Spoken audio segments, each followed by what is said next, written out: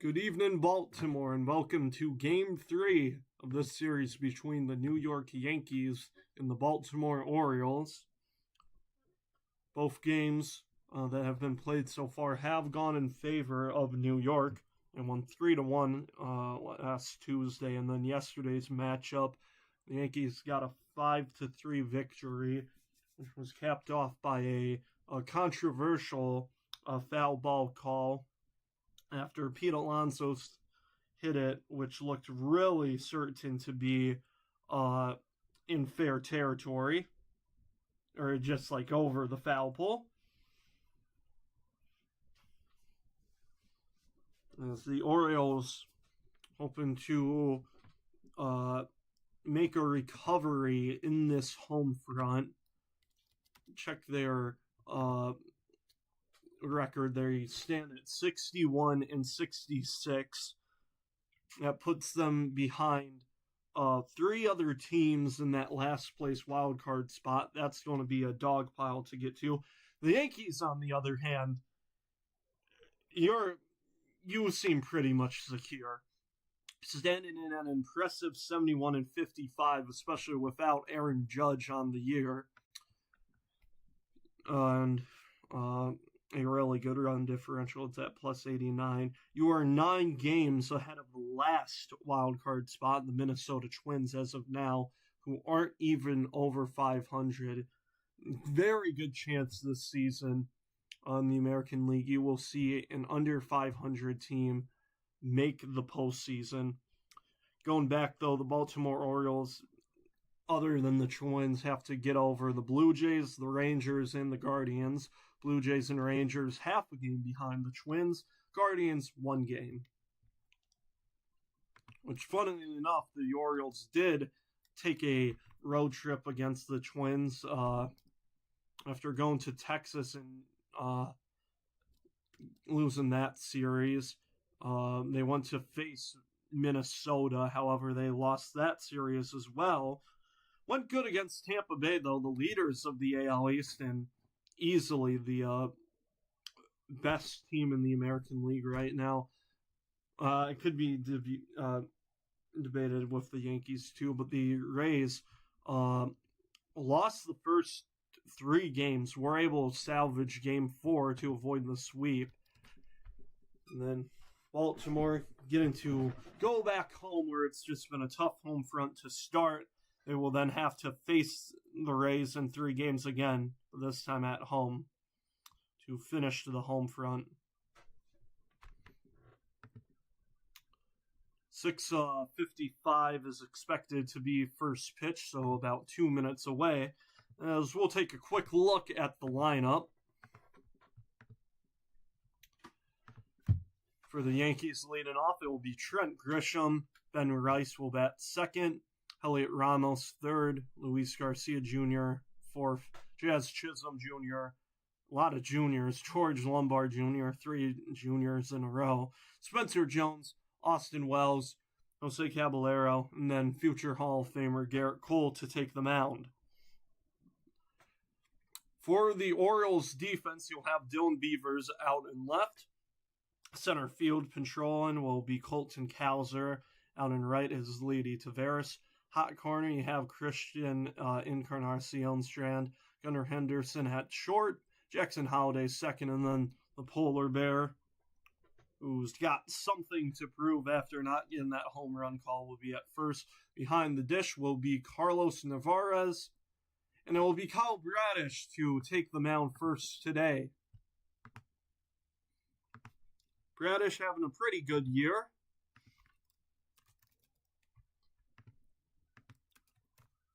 As he hopes to get a crucial series save and win. I guess not save since the Yankees are going to win, but just to salvage Game 3 of this series. 124 strikeouts on the year. Has been walking and getting up hits more than he does on average compared to his last 4 or so seasons. Trying to surge to that 20 23 dominance. Got put fourth place in Cy Young voting. Last 2 years, plagued with injuries, has pitched well. In these last 2 years, 2.75 ERA, 2.53 ERA, and then that Cy Young candidate year in 23 placed at a 2.83 ERA.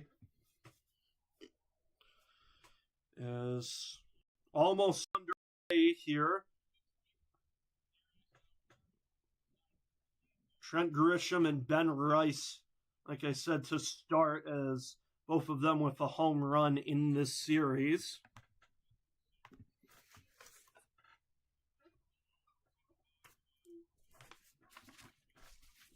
I gotta make sure to get the scoreboard up.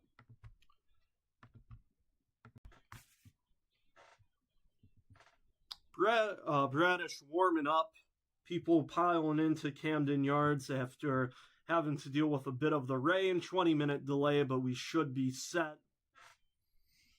Once again, Beavers in left, Cowser in center, Tavares in right, Encarnacion Strand third, Henderson short, Holiday second, Alonso first, Navarez behind the dish.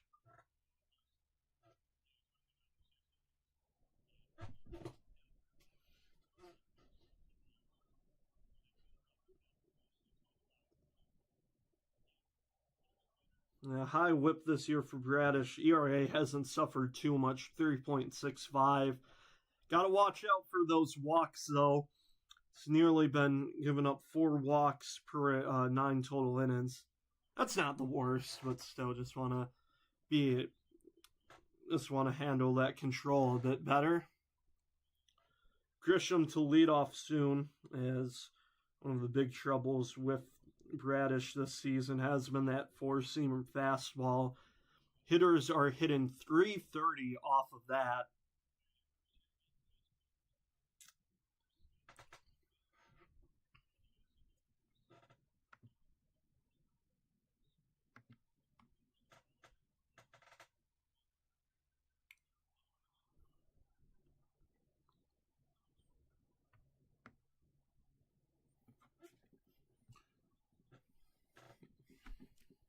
I probably said he was warmed up way too soon, though, as now he's about almost ready. Trent Grisham to lead off today for the New York Yankees.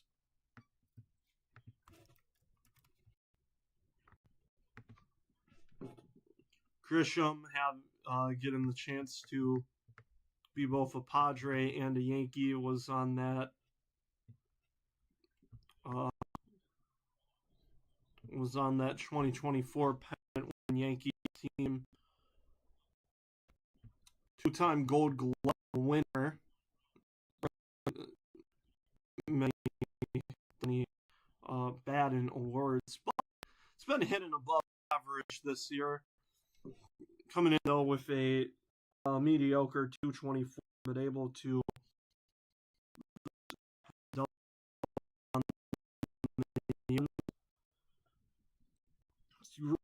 left.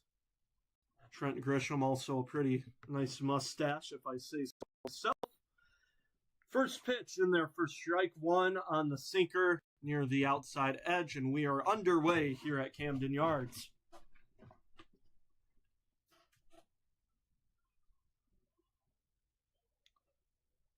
Defense for the infield a bit pulled to the right, with Grisham being a lefty, the 0-1. And it will be fouled opposite field, and it will go off the net. Left fielder Beavers diving, doing a slide and catch attempt, but that one just clangs off the net.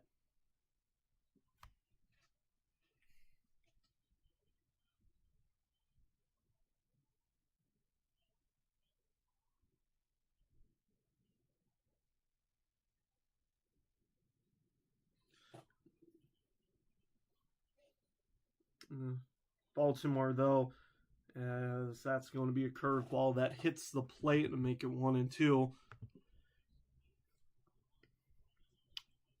Hopefully, we'll not get more inclement weather. It's getting a bit windy out in Camden Yards as Bradish looks to retire Grisham, the 1-2. Sinker above high. Navarez does not secure the ball. Count is 2-2.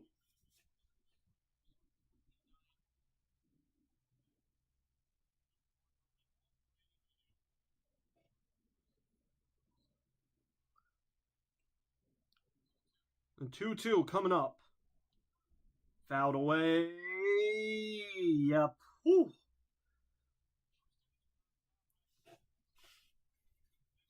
Grisham's happy with that ball right down the first baseline. Just barely went foul. Would have been an easy 3 unassisted for Pete Alonso.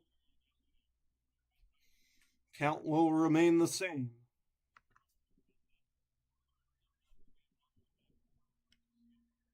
Two and two coming up. Oh, Navarez will challenge. It looks like it just got that upper edge. 6 pitches in, and we get our first ABS challenge. Navarez is wrong. Oh, holy cow. 0.2 inches just above the zone, and the count goes full. Orioles already with just 1 ABS challenge left. I can't even blame Navarez on that one. I thought that easily clipped on the top of the zone, the 3-2. But instead, Grisham is going to get one high, and this game starts with a leadoff walk.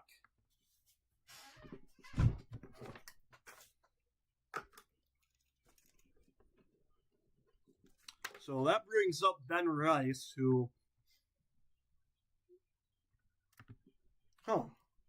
It's kind of crazy. The Orioles announcer said the same thing. Rice, third major league year, has done a great job as he fouls one away. The one-time All-Star.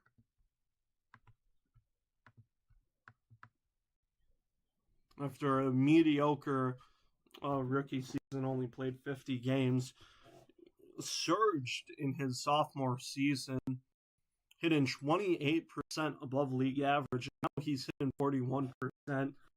Definitely should be able to get some MVP votes. The 0-1 will be low.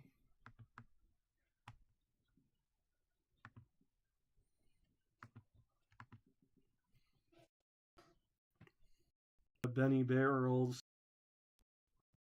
hoping to get his run this series. The 1-1 as Grisham takes off, that ball fouled away. Could have been really dangerous for Grisham if that Rice did not make contact there. Navarez had a nice jump to it.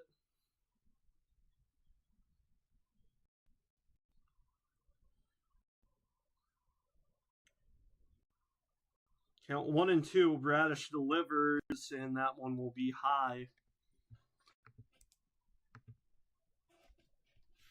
Bradish, like Rice, did get Grisham to a 1-2 count as well, but Grisham just did a great job keeping on battling, and will get a nice walk, which also gave up one of the Orioles challenges, and now it's going to be low to get the second full count of the game to the second batter of the game. Really good take by Ben Rice, too. A circle change with a lot of movement. The 3-2 pitch. Rice will hit one high into the air to left field. It's going to be Beavers. Does Beavers see it? Yes, he does.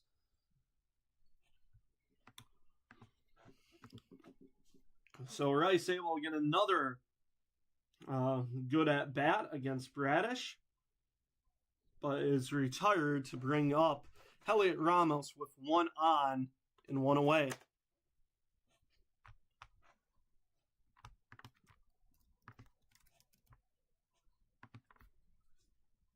Ramos in his 5th major league season, former Giant, traded to the Yankees, hoping to produce a bit better with this team as he takes ball one. Looked like it may have clipped, no challenge by Navarez after he already lost one today.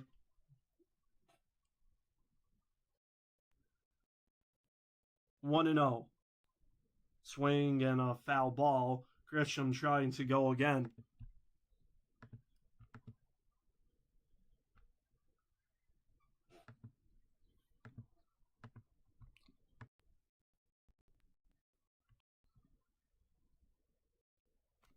Yeah. In his 50 or 42 at Ramos hit in less than a buck. He's at a 0.095 batting average as he fouls one away. And this can just happen easily to a lot of players just trying to work with their new environment. He hit the ball pretty well when he was back in San Francisco at an average of 264 there. As the 1-2 to Ramos. Fastball high for ball two.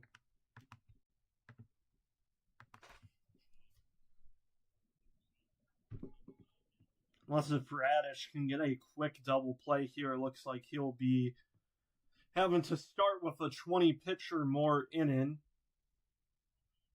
2-2.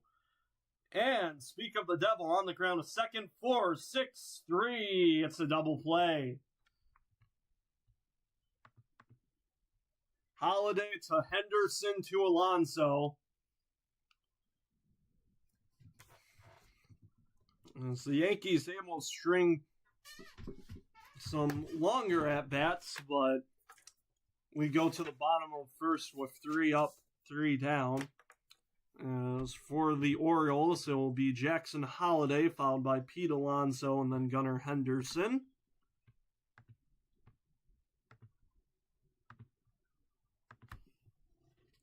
Let's a quick look of the lineup. Holiday, Alonso, Henderson, and then Samuel Basallo, who you'll just see on in the batter's box today as the DH. Christian Encarnacion Strand at 5th. Dylan Beavers, Leody Taveras, Colin Cowser, the 3 outfielders. And then the one behind the plate, Carlos Navarez, batting 9th. For the Yankees defense, Heliot Ramos will be in left, Trent Grisham out in center, Spencer Jones in right, Jose Caballero at third, George Lombard Jr. at short, Jazz Chisholm Jr. at second, Luis Garcia Jr. at first, behind the plate, Austin Wells, and he will catch today for which I'm positive, who will be not an all-star, I don't know what I'm saying. Positive he will be a Hall of Famer, Garrett Cole. In his 14th Major League season,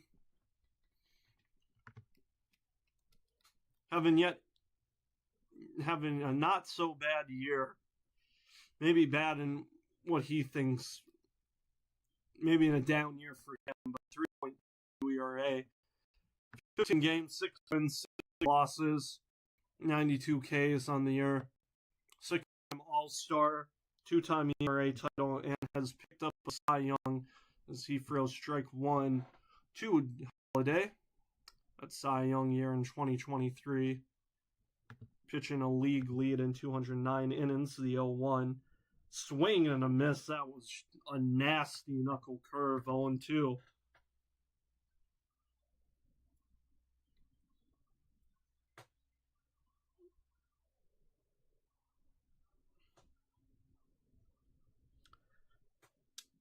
The 0-2 from Cole. Holiday able to get a piece.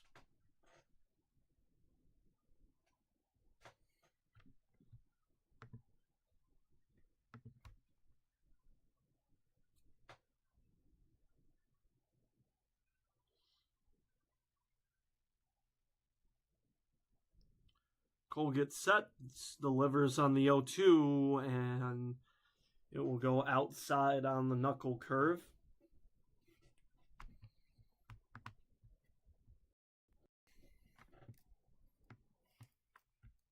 as he hopes to retire Jackson Holiday. Matt Holiday, the 1-2 swing, and it goes foul.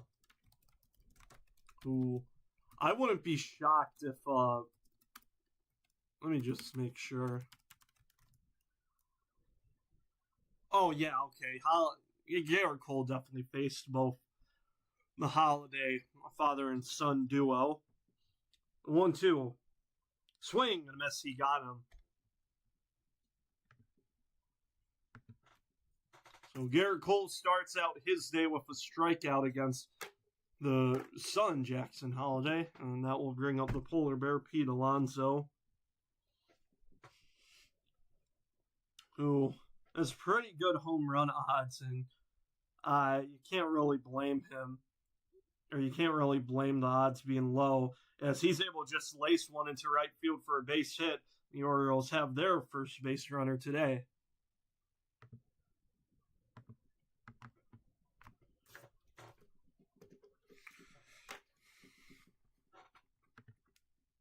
Could see a potential Pete Alonso revenge game coming up. A nice job, just a nice liner opposite field. As that's Jones taking a run to get to that ball. And Gunnar Henderson, the number 3 hitter, as he takes one outside for ball 1.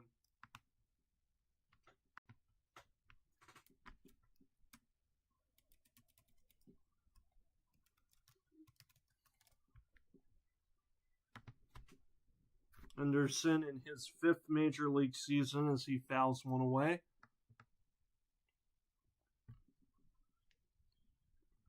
Leads the league right now in plate appearances. He's got 570 being used in essentially every game.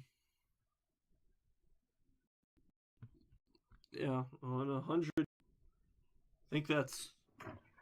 think he has been at every game the Iron Man of this team as he takes one away for ball 2.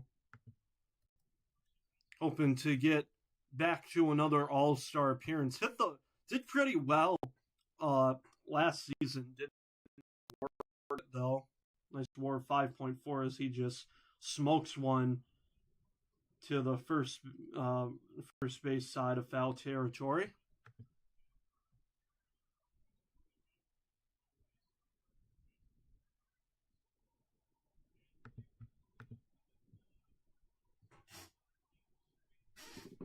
Orioles have hit a home run in these past 8 games, so looking to extend the streak to 9. 2-2 to Henderson. Henderson, he completely loses the bat. Ball goes foul. He was able to connect. I don't think I've seen people lose the bat.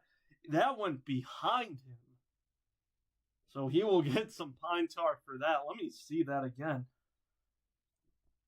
I've never seen someone lose the bat like near the end of the swing. That's just what happened. So luckily it just flies into the backstop. Count remains 2-2.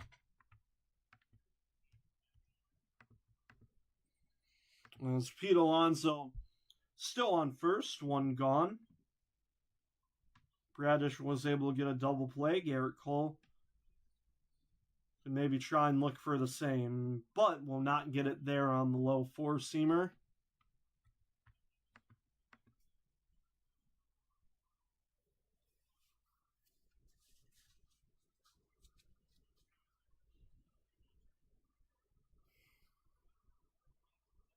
So Basallo on deck, waiting for his opportunity, the 3-2. As Henderson hits one high into left field, but it will go foul. Ramos having to take a run. I believe the infield or the entire field shifted to the right a bit for the lefty Henderson. So count full. Henderson gets another opportunity. As Garrett Cole will step off. as moving his leg around. Cole is set though. Pitch 15 of the inning coming up, the 3-2. And ball 4 high. So the Yankees, they started with a leadoff walk today, but it resulted in a fly out and a double play ball. Orioles are able to get a single and then a walk to get the first runner in scoring position today as Gunnar Henderson does a bat flip for it. A nice battle against Garrett Cole wins the day, 8-pitch walk, as Basallo steps in the DH as he takes one for strike one.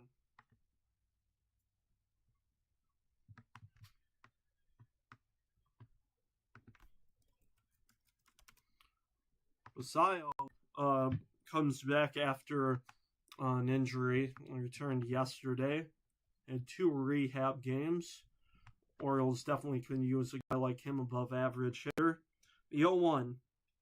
Swing and a miss, though, strike 2. We gotta stop jinxing these players, man. Alonso second, Henderson first. 0-2 pitch coming up by Cole. Oh, nearly got him to bite at the curveball or the changeup in the dirt, but does not do so. Oh, completely messed that up. Count 1 and 2.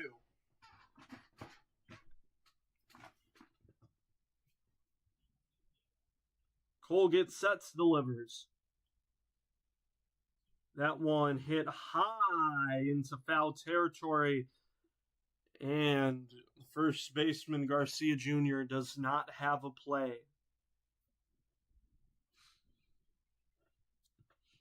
It would have been a nice out number 2, but Garcia Jr. just has to watch that ball plop into the stands. Kyle Bradish was able to avoid a 20-pitch inning after that double play that Heliot Ramos hit into. However, Garrett Cole will have to see at least 20 today at 19 pitches. After a single by Alonso and a nice 8-pitch walk from Henderson, the 1-2 now to Basallo. That one low.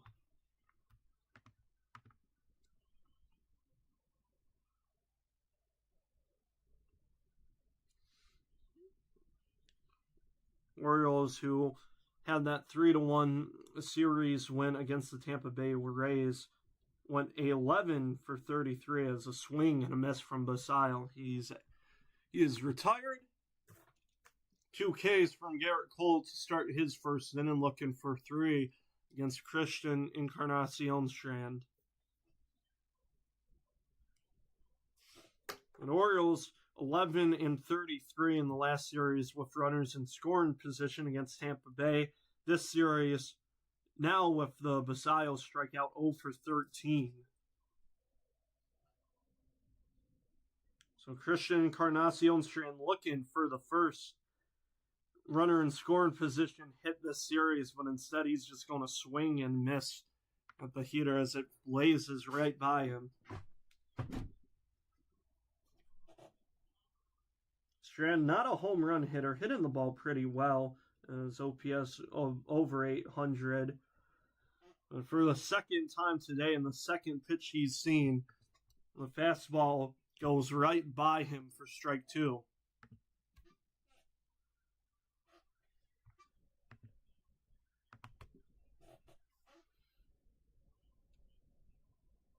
Strand, one of the rare guys in the league that wears glasses. As the 0-2 coming up.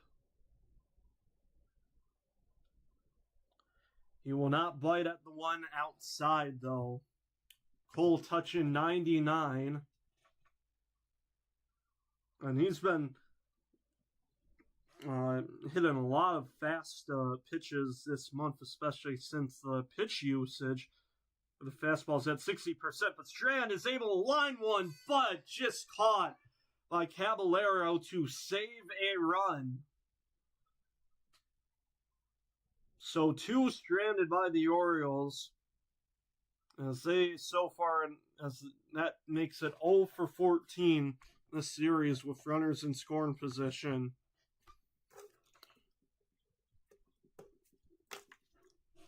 If you're Strand, though, that obviously blows, but you got to feel at least a bit good that you're able to hit a bullet off of Garrett Cole. Fortunately, though, right to the hot corner, Jose Caballero. As top of the second now we go. Will be 4, 5, and 6. That being Luis Garcia Jr., Jazz Chisholm, and George Lombard.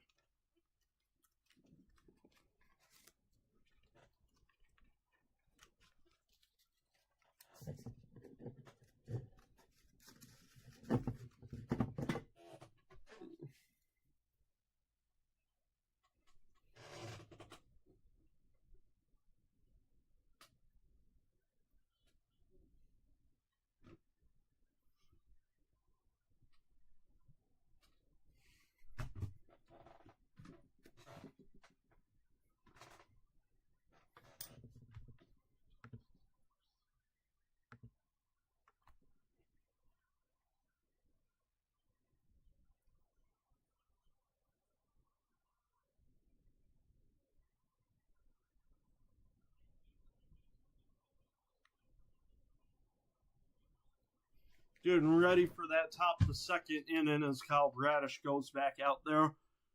Almost getting run support after Pete Alonso was able to get a single, and then Gunnar Henderson an effective 8-pitch walk, but after the Samuel Basayo strikeout, then Encarnacion Strand getting down 2 strikes, almost was able to deliver, but a liner right to Jose Caballero as Luis Garcia Jr. steps in, takes strike 1 to start his day.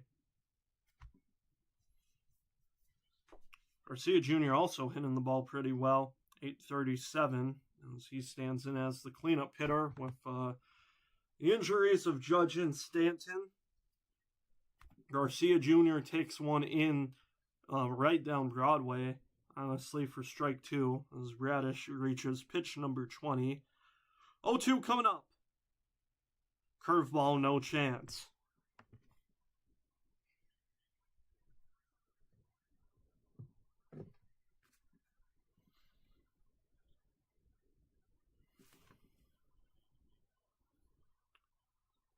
One, 2 coming up. That one not called strike 3. It looked like it just didn't clip. Orioles with 1 ABS challenge after Navarez challenged on a ball 3 call to start the game. Just 0.2 inches above the zone as Garcia Jr. fouls one away.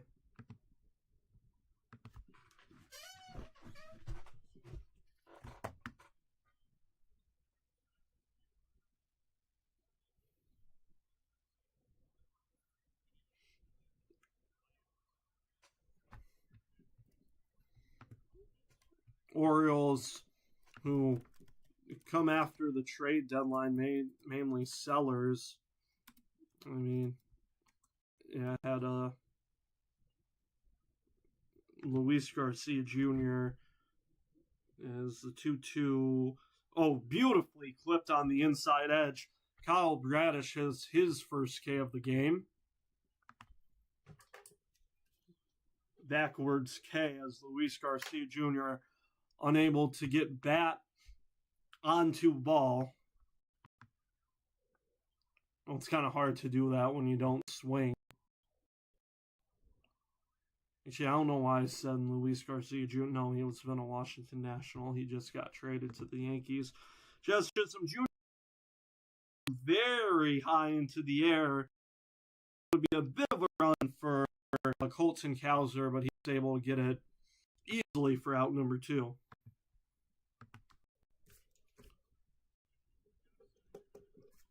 So a much needed one pitch out,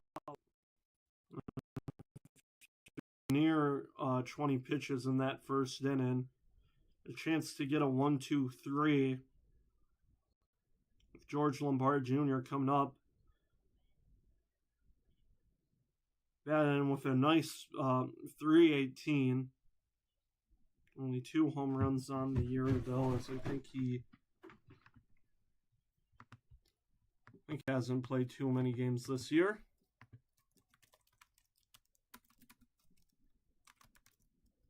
It is his first major league season. Son of get this, George Lombard. The 1-0. As he takes strike 1.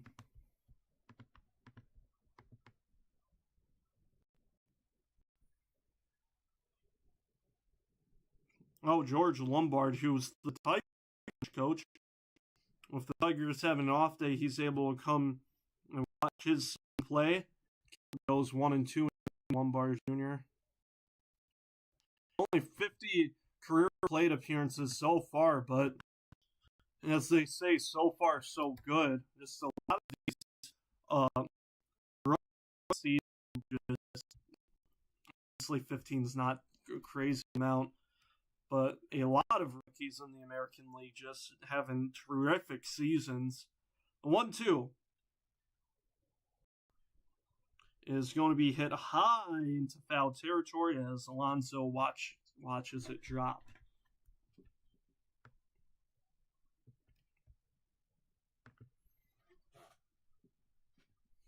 So we'll see in a good 10 or so years who the better Lombard will be. George Lombard Sr. or George Lombard Jr. as the 1-2 comes up, swing, miss. 2 strikeouts in the inning for Kyle Bradish as he retires the son, George Lombard Jr.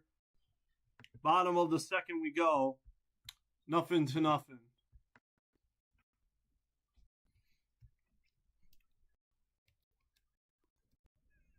Yeah, for anyone interested, which is probably no Lombard, George Lombard, Atlanta Brave to start his career. Didn't really have a good 2000 season. Got sent down in 01. Came back in 02 and 03. And then had one last stint with the Washington Nationals. Actually played, had a positive WAR, but batting $143. That's not going to let you stay in the majors.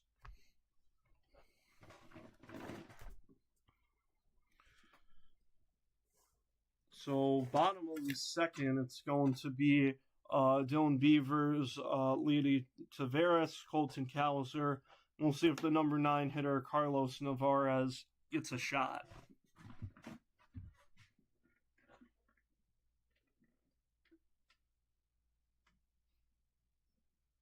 Going to be nice and check for the Orioles, especially other MLB games going on. Orioles cannot take that 3rd seed today, as they are 1.5 games back behind the 3rd wild card seed, Minnesota Twins. However, you can pass the Guardians today if they lose. Then you can tie with the Rangers and the Toronto Blue Jays. May see 4 AL East teams when we come into October. Yankees, the Rays and the Yankees, there's no doubt they're making it. Red Sox just need to keep performing like they have this post-All-Star break, as Beavers takes 1 for strike 1. And then it's just up to the Blue Jays or Orioles to try and finish strong this season. 0-1, beautifully placed on the outer edge by Garrett Cole for strike 2. Cole started his day with a strikeout against Holiday, then gave up a single to Pete Alonso, then a walk. Was able to get a easy strikeout against Basayo, and then retire Encarnacion Strand. Could have been 1-0 though if Strand just hit it a bit to the left or right. 1-2 to Beavers. Fouled away.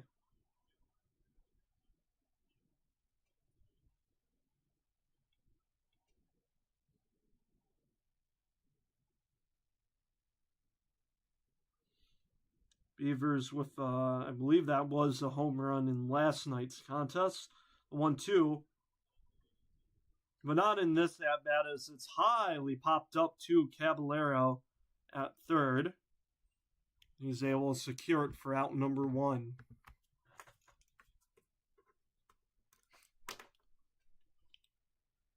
Caballero secures the ball to end the bottom of the first and get the first out in this bottom of the second, as it's going to be Leody Taveras.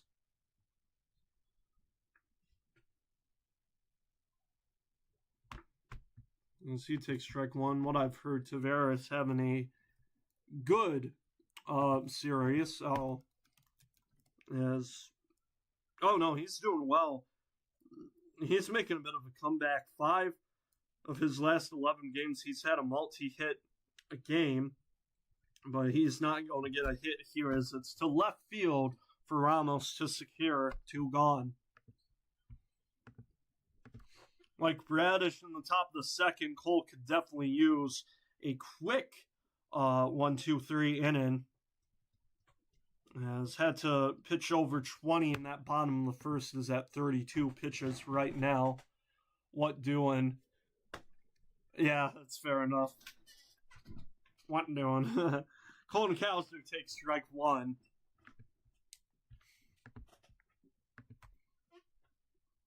Yeah, just don't leak my IP, bro. 0-1 from Cole. Fouled away.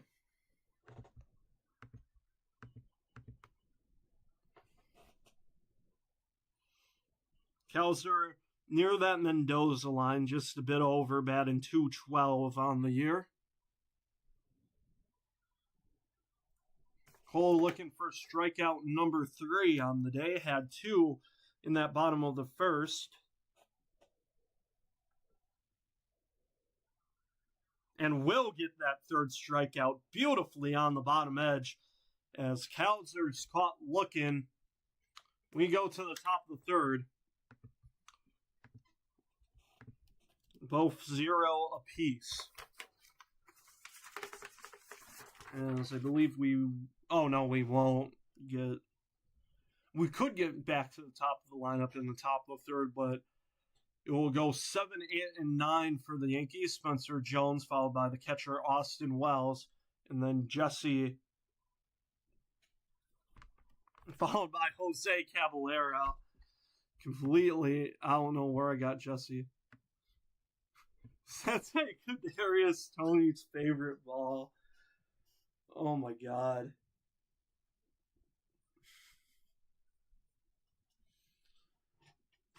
That's elite ball knowledge, man.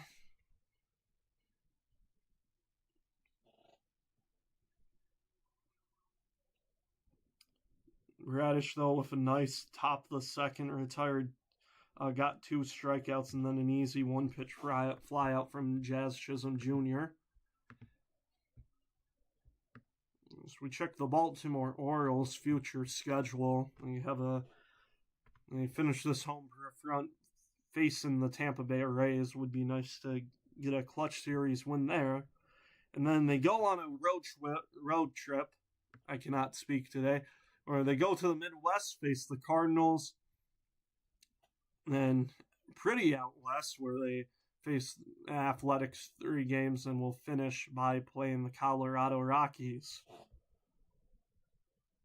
So you have now a road trip after this home front where you can really go on the offensive and potentially secure that 3rd place wild card in the AL.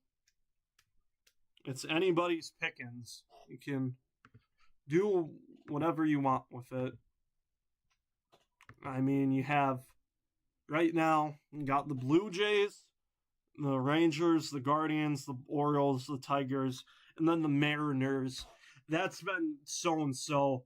I think they honestly have a better chance to take the AL West. And then the Royals and the Angels and the Athletics, they just hang in the towel already.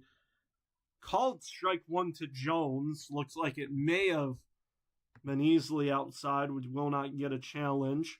Yankees have not challenged yet today. Jones with a strong lean in his batter's stance. He'll take one upstairs.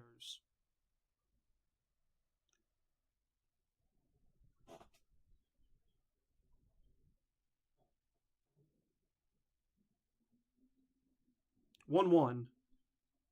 Fouled away.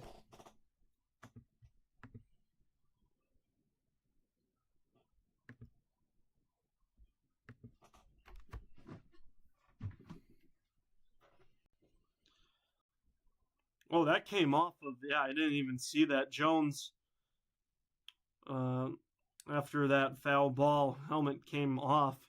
Was able to make a nice catch with his left hand. 1-2. That one curveball in the dirt. Counts evens. That's going to be a struggle today for Bradish. Think about at least 40% of his pitches so far today have gone for balls. The 2-2. But that one into right field. The Yankees have their first hit of the game.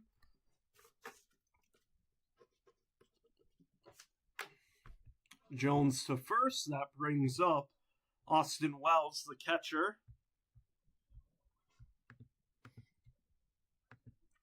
Yankees did have a leadoff walk by Trent Grisham to start this game in the top of the first. However, a double play by killed the inning. Wells looking for some help. Obviously, a defensive catcher has been playing better than a replacement level hitter, but has not been hitting the bat that well.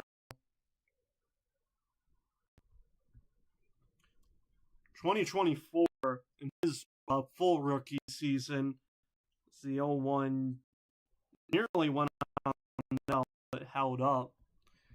In his 2024 full rookie season, Wells did league average third in Rookie of the Year vote.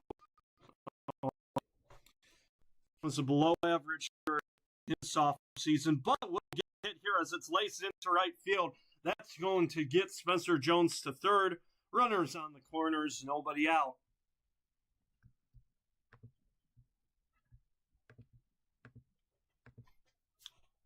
Wells just able to rope that one. Just pulls it nicely. Good job by Tavares out and right to just track that ball down to make sure it wouldn't roll to the wall. Nearly 105 miles per hour off the bat as we get our number 9 hitter, Jose Caballero, to the bat. Obviously, I don't know, like an insane amount of Jose Caballero, but he will try anything, and I mean anything, to win this game. With the pitch timer rules, he tried to look at the dirt as long as possible, and then the pitcher, because if the pitcher steps on too early, that counts as a violation and gives him a ball. 1-0 count, and we'll go 2-0 as that slider well away and low.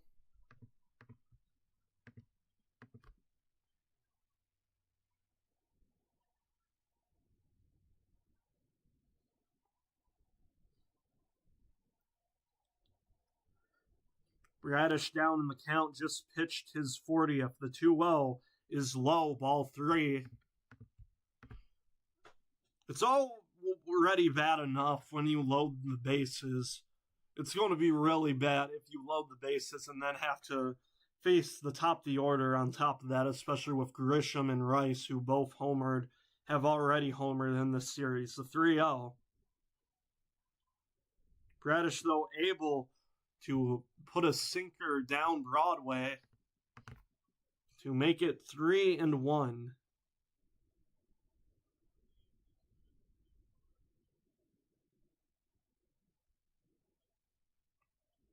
The 3-1.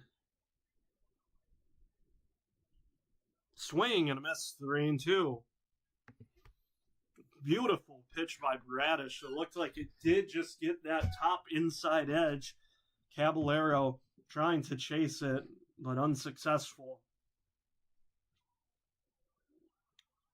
And we will get a step off by Caballero. So Jones on third base, Austin Wells on first. Bradish gets set. Yankees looking for their first run of the game. 3-2. That one to second base. A nice play by Holiday, but Henderson unable to hang on. Holiday with a spin move and just firing that to Henderson. We'll get a better look here. Jones scores. The Yankees strike first. Holiday on the backhand, a spin and a fire to. Henderson just didn't secure that. Yeah, that's going to be an E6. So, ground ball to second, but nobody retired as, we'll be an E6. We'll count, we'll still count as an RBI to Caballero, and they will roll it as a fielder's choice error. So to the top of the order now that Kyle Bradish has to face, with Trent Grisham coming up. Grisham, who walked to start this ball game, will take one low.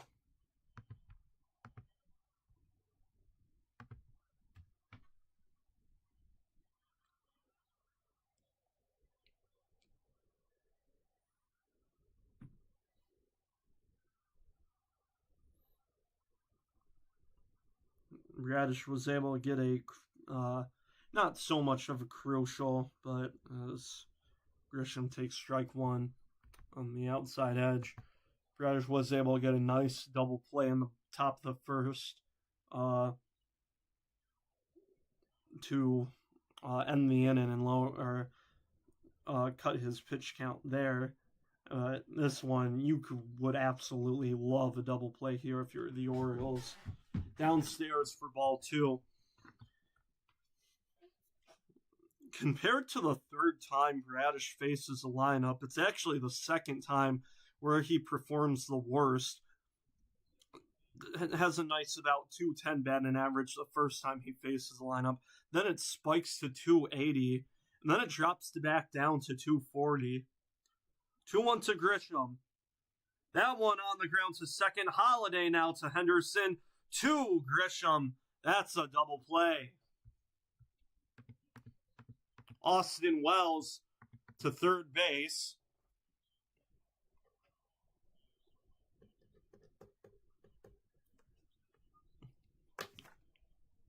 Now Bradish a chance to limit the damage.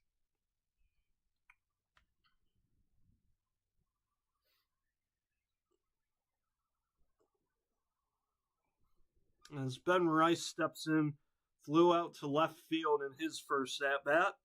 First pitch will be downstairs.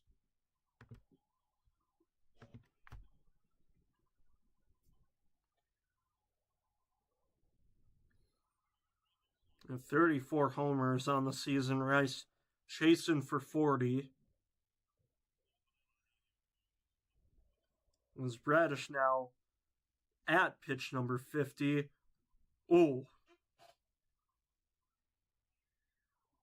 Narvaez just took one.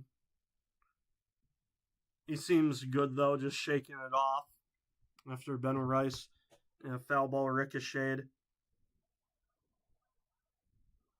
That broke.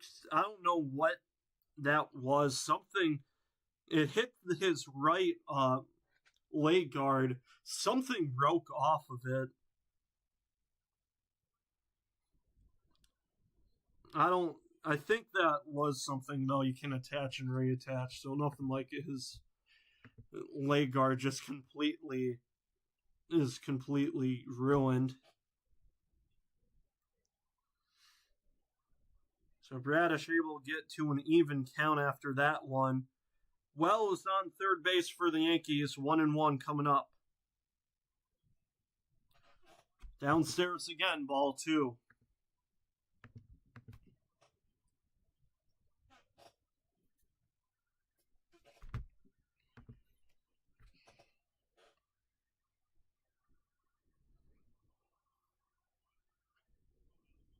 The 2-1. That one to left field for a base hit. The Yankees able to put up 2 in this inning after Ben Rice goes opposite field again. 2-0 in favor of the Yankees. Yeah, not a bad pitch even by Bradish. That one, yeah, well outside. It looked like a sinker. It was a sinker. It looked like a slider, honestly. But Rice just able to extend that bat, nearly put 100 miles per hour on that swing, or on that ball after the swing, and just smoke it into left field. Elliot Ramos looking to redeem himself as he takes one downstairs.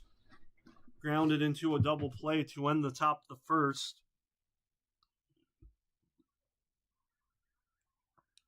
1-0. Ooh, nearly got him. Ramos turning his back away, able to avoid that pitch.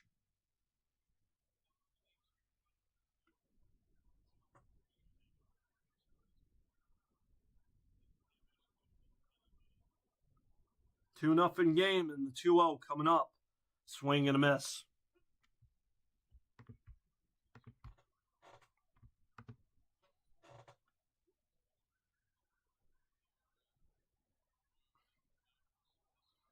Yankees with the best ERA in Major League Baseball, best with starting pitching, and second best in relief pitching as Ramos takes strike 2.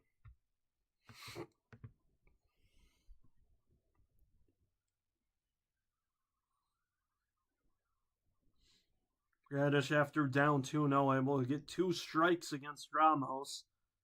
The 2-2. That one outside gets away a bit by Narvaez, but able to get a bit to the right of him, make sure that Ben Rice will not try and swipe second. Rice, though, will get a head start. As count 3-2 with 2 outs in the inning. Radish delivers. And Ramos is going to hit this one high and deep. That one is off the wall. And we're going to get a call here. Ben Rice is able to get it home easily with the early jump. It's a 3-0 game. There may be a chance it hit I believe the yellow part of the scoreboard, but there is no yellow line on that right field wall. As we'll get a replay. These Yankees going well opposite field against. And. Oh, that's going to be a home run.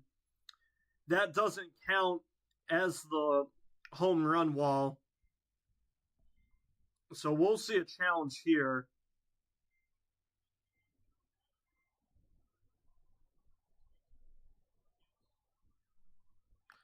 These Yankees, though, hitting well opposite field-wise against Kyle Bradish. He had that Ben Rice RBI single, and now a Elliot Ramos RBI double. Oh, no, it won't be a home run. Completely messed that up. That's my bad. The Yankees, though, take an early 3-0 lead as Luis Garcia Jr. will hold up his swing, make it 1-0.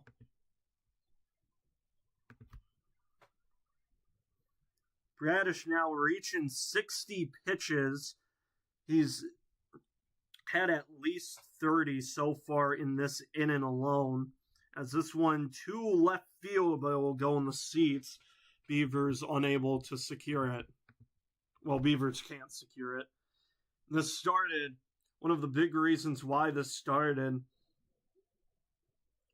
was a huge error by Gunnar Henderson after a nice fielding play by Jackson Holliday. Could not secure the ball, could not get a force out. The 1-1. That ball in the dirt, but a nice block by Narvaez to keep Heliot Ramos at second base. Yeah, Bradish now a total of 31 pitches in this inning. Climbed a bit in that first, had 18, but then was able to get a nice 12 pitching in. And the wheels have kind of fallen off. And we'll see if it stays that way or not. This one, a bouncer to third base. That's going to be a fair ball.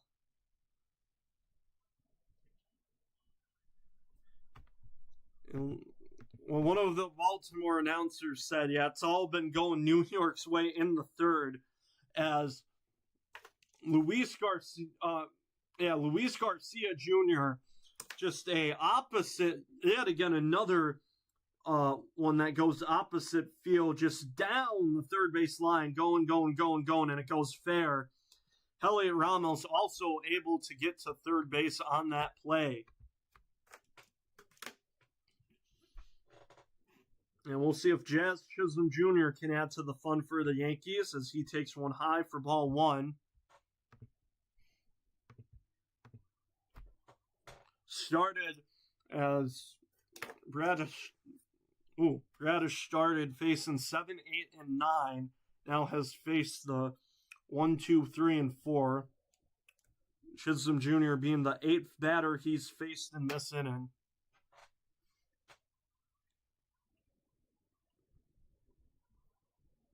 The 1-0.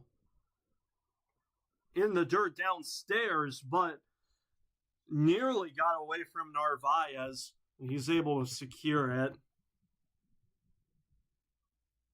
It's been a shock. We haven't seen a wild pitch yet, as Bradish throwing a lot of pitches in the dirt today, but Narvaez blocking the pitch as well.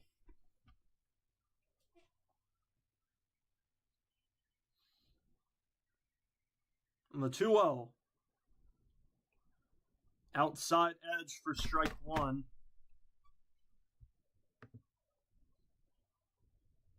It's going to be Wolfram for the Orioles warming up. Like Bradish, a lefty. Bradish is not a lefty, my apologies. The 2-1. Outside edge again for strike two. Jazz Chisholm thinks of it, but will not challenge. Saw a lot of his challenging woes earlier this season. Good job by Chisholm, though, not to challenge that pitch. Those last two pitches, both getting that outside edge. Jazz steps off, but gets back into the batter's box. Ramos on third. Garcia Jr. on first. The 2-2 to Jazz. Another foul ball opposite field.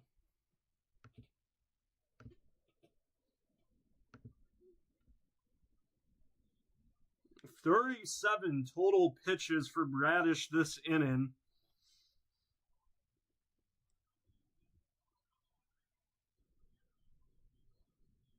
As if he doesn't get one here, you think his night would be over. The 2-2, and he will.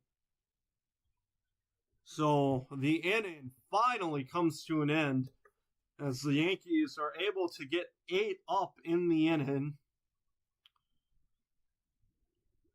after an error by Gunnar Henderson, which scored Spencer Jones, and then a RBI single from Ben Rice, and then a RBI double from Heliot Ramos. Bottom of the third we go. It will be Carlos Narvaez to get his first plate appearance of the game. Only starting player that has not hit yet.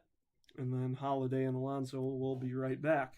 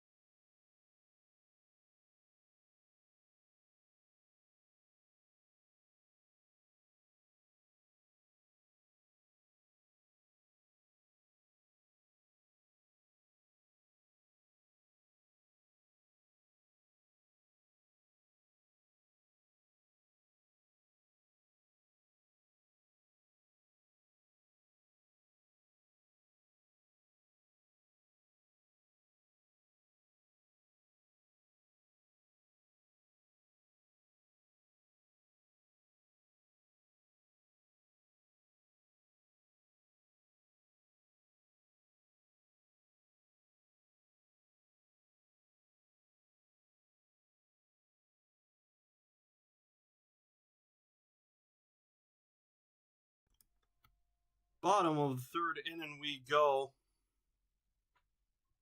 It's 9-1-2 for the Orioles. Cole, after struggling a bit in that bottom of the first inning,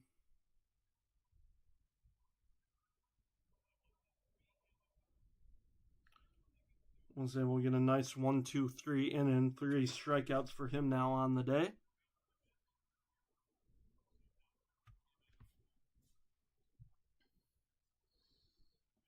So Cole with some nice run support, looking to go over 500 in the win-loss department. So it stands at 6-6 right now. And was able to easily pump in a strike to Narvaez, who on this year batting $170. Too short, easy play for Lombard Jr. as Narvaez is retired.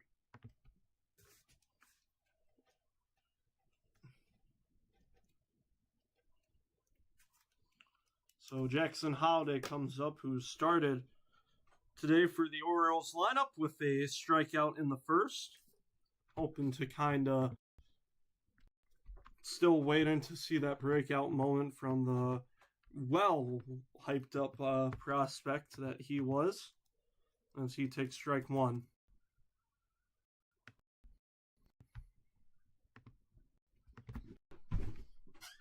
Well, not like what we saw from... It's not like Ken Griffey Jr. and Ken Griffey, how they were able to play on the same team. Jackson Holiday and Matt Holliday still pretty close as count goes on 2 to Jackson.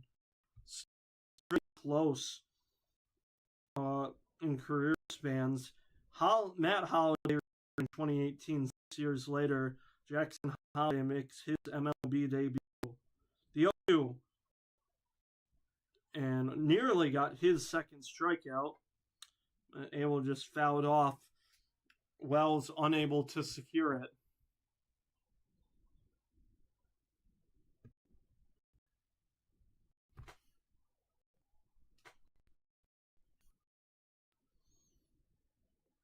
The 0-2.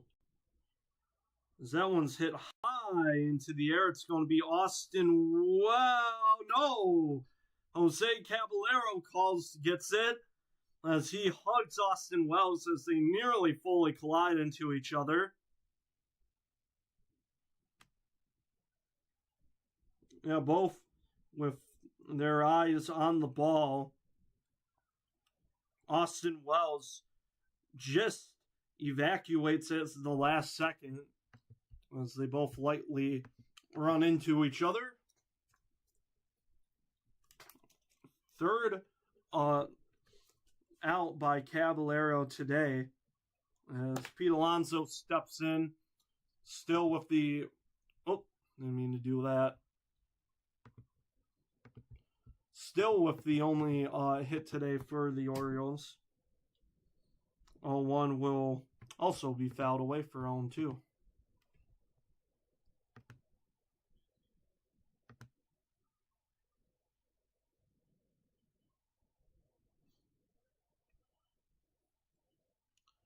Oh, 2 to Alonso.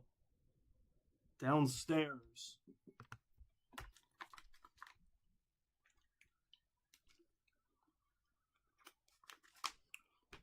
Trey Mancini, former Baltimore Oriole who retired last Tuesday, 1-2, will be high and away.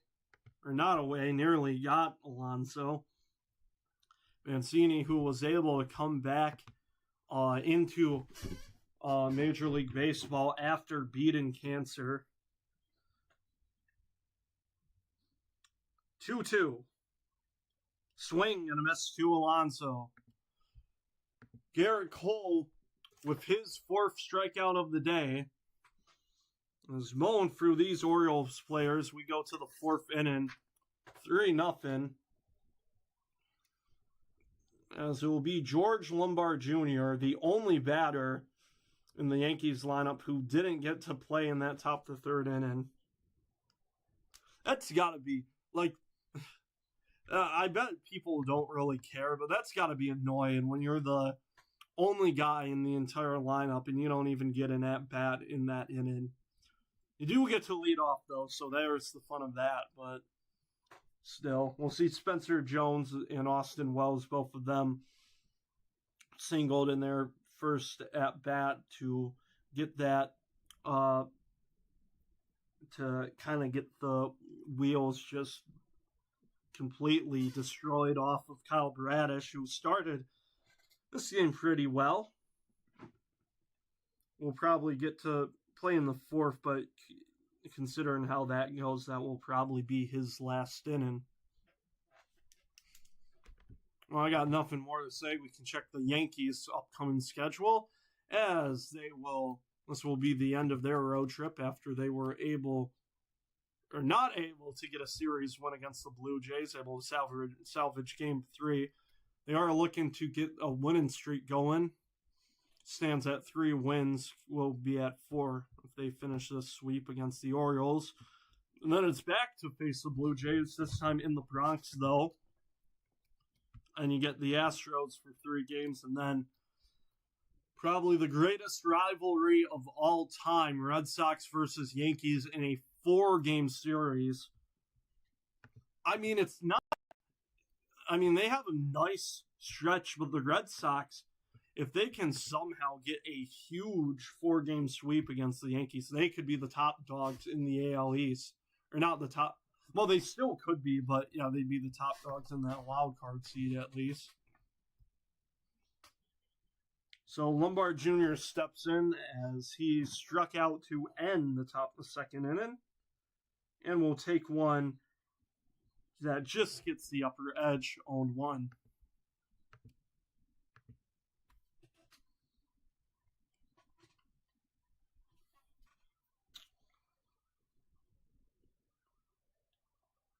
On 1 will be fouled away.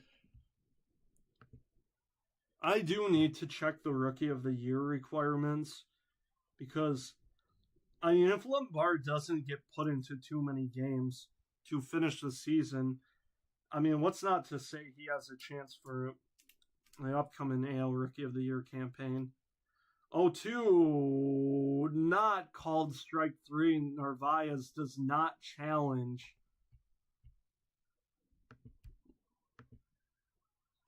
And that's got to be a nuisance when you only have one ABS challenge left. Narvaez, who challenged against the first batter of this game, Trent Grisham, the 1-2. This one will be high in the air.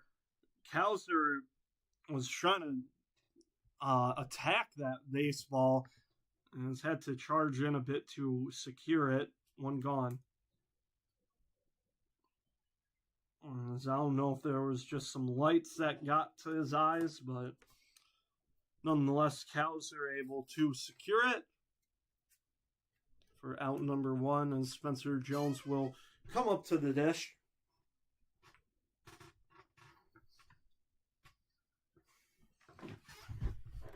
Both him and Wells able to just put one into right field for a base hit to start their days on the bats.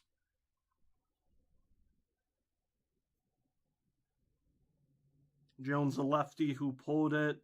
Wells a righty, able to smoke it into opposite field. As Jones takes one upstairs to even the count.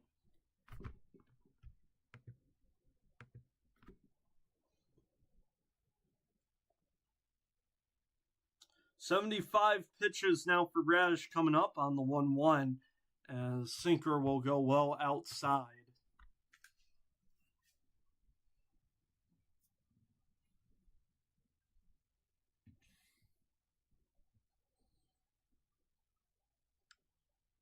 The 2-1, as Jones hits one well high into right field. This one, though, able to be caught by Taveras for out number 2.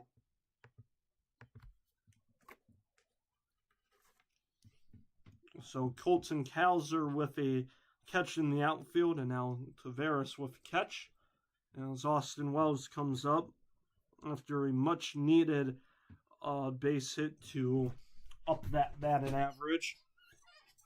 Tale as old as time, though, for catchers, just not known really for their hitting skills. Only see a rare feat when you can see a catcher hit very well. And you do have Dylan Dingler for the Tigers this year. 0-1 to Wells. That one down the first base line, but foul.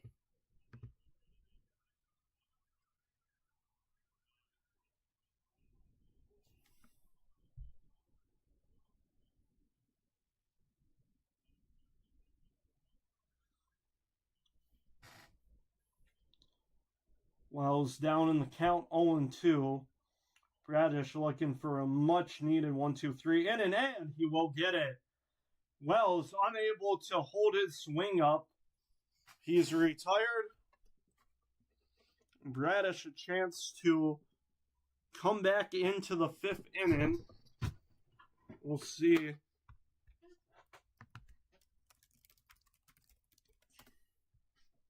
We'll see with how Craig Albernaz views that decision, but with Bradish able to maintain under 80 pitches, I think it's very likely.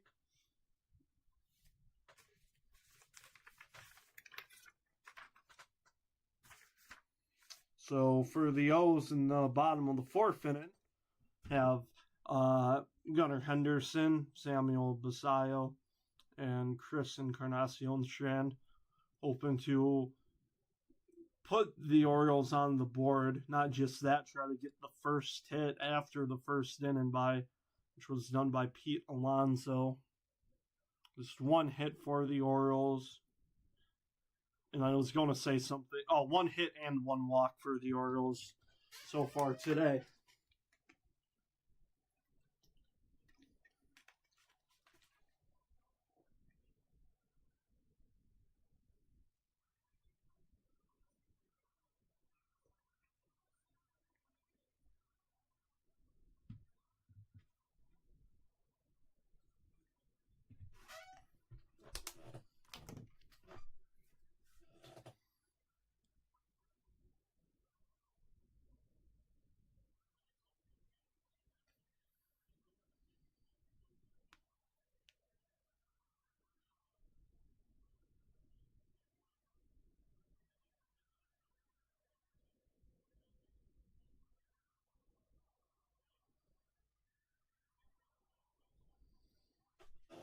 So Henderson into the batter's box, starting the bottom of the 4th. Garrett Cole with a great job so far, 46 pitches.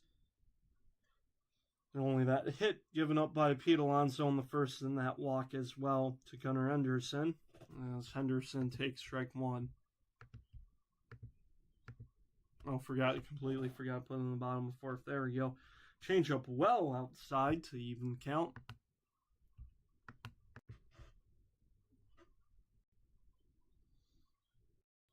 The 1-2 Henderson will be fouled away.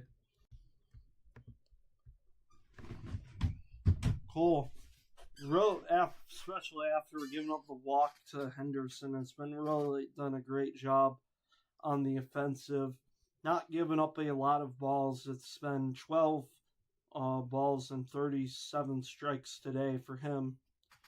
The 1-2. And add another strikeout, swing and a miss on a beautiful slider by Garrett Cole. He's picked up strikeout number 5.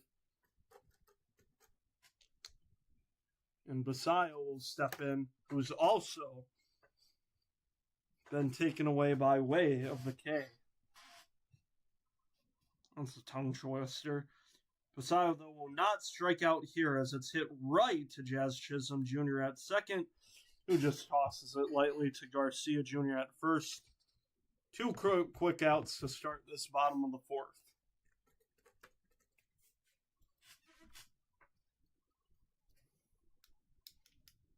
And Encarnacion Strand steps in, who nearly got the offense going today for the Orioles. Smoked a liner, a nice liner, by the way, but it was right to Caballero at third base, which stranded 2 sole base runners so far today for the Orioles. And Strand takes the whiff on the slider. And 25 pitches for Garrett Cole in that first inning, but second and third inning, just 10 and 11 respectively. It's now at, I believe that was pitch number 8 this inning. So a chance for another quick 1-2-3 inning for Cole.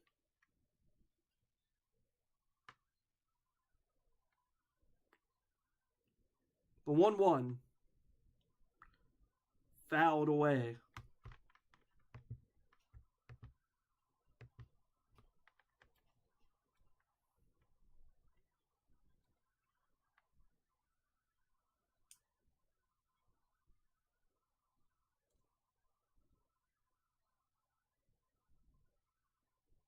Yeah. Strand, really good job barreling the baseball this year as he takes one well upstairs and near him.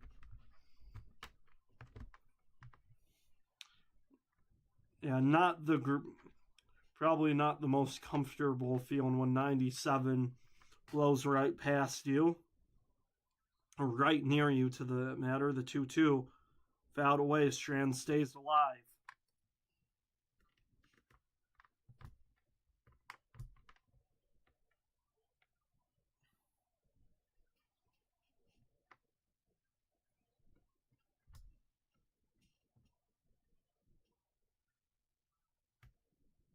Two. Strand smoking another one, but this one also will go foul.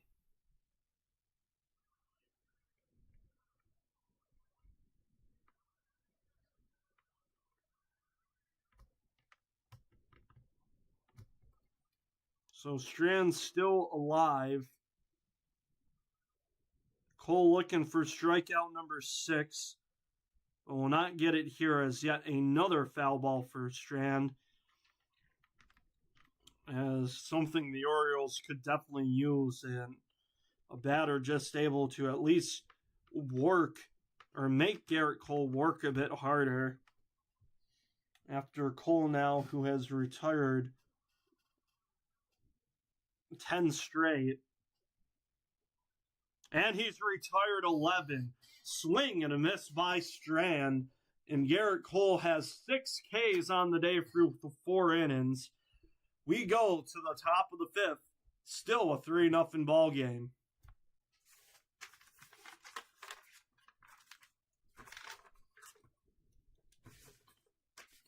As it's going to be 9-1-2 for the Yankees. So it will be Caballero who got the first RBI of the game on a fielder's choice error, which scored Spencer Jones. And then Grisham, who did get a double play, or did ground it into a double play in that inning. Fortunately, though, that didn't kill the inning for the Yankees is Ben Rice, who will bat third in this inning. Got an RBI single, and then Heliot Ramos was able to drive him in on a full count RBI double. Bradish, I expect, will stay in this game to pitch, to at least pitch this inning. And then, with how his pitch count has gone, though, I do have doubts he will appear in that top of the sixth inning.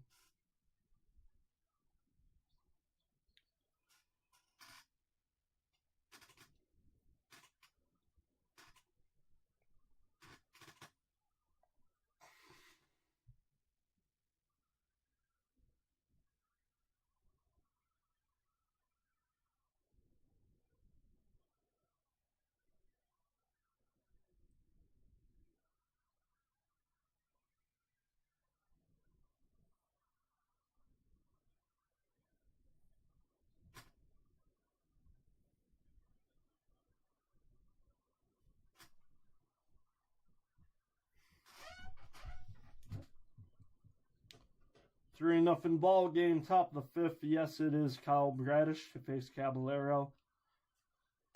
As pitch number 80 comes in today, 0-1 count.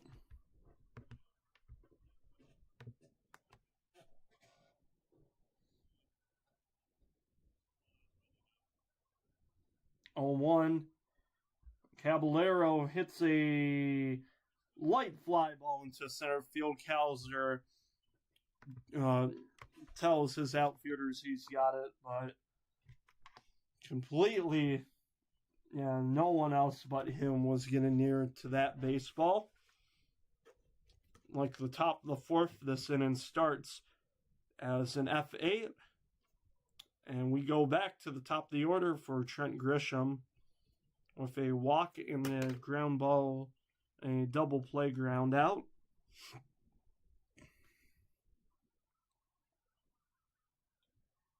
Grisham is able to lace one into right field for a base hit.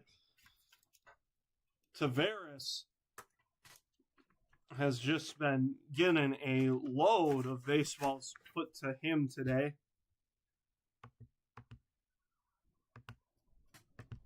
Hit number, I think I have it right, hit number 5 on the day for the Yankees. And I think nearly all of them, except that little roller by Luis Garcia Jr., all of the hits today have been placed into right field, either right or right center field. Actually, no, Ben Rice is an exception, though. As said, he went around on the check swing. Rice was able to go opposite field into left field for that RBI single.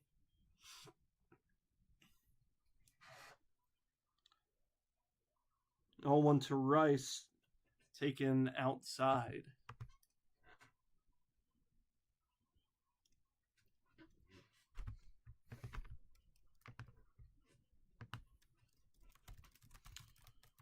I do want to see where Rice ranks as the 1-1 coming up. Will be outside for ball 2. There is a chance Rice could really rain on Yordan Alvarez's parade if he gets even more hot, which he has been hitting very hot so far this year already. Rice with 34 home runs, as the 2-1 will be downstairs for ball 3. Rice with 34 home runs, that just places him 2 behind Yordan lead in the AL in home runs. Grisham with a nice lead. 1 pitch. Outside, ball 4. And after a 1-out single and a 5-pitch walk, you may think this is Bradish's day, but we are not seeing the Orioles go out there. So Bradish will face one more. It is against Heliot Ramos, though. Oh, I'm trying to see if my thing can work. There we go. Who did have that double against him, the only extra base hit so far today. So he takes strike one.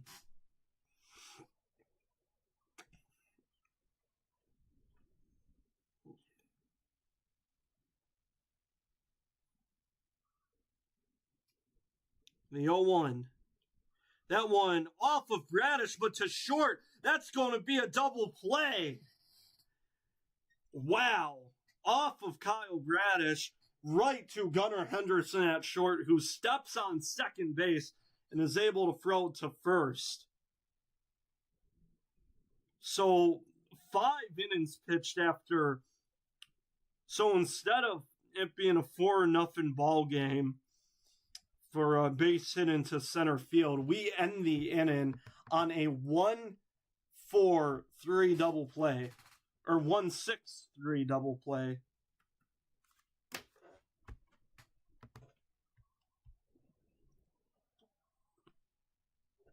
So hope Bradish seemed all right as he walked back easily to the dugout. But you could have, we may see.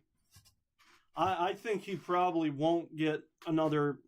I don't think they will task him pitching or starting the 6th inning at least after giving up a walk and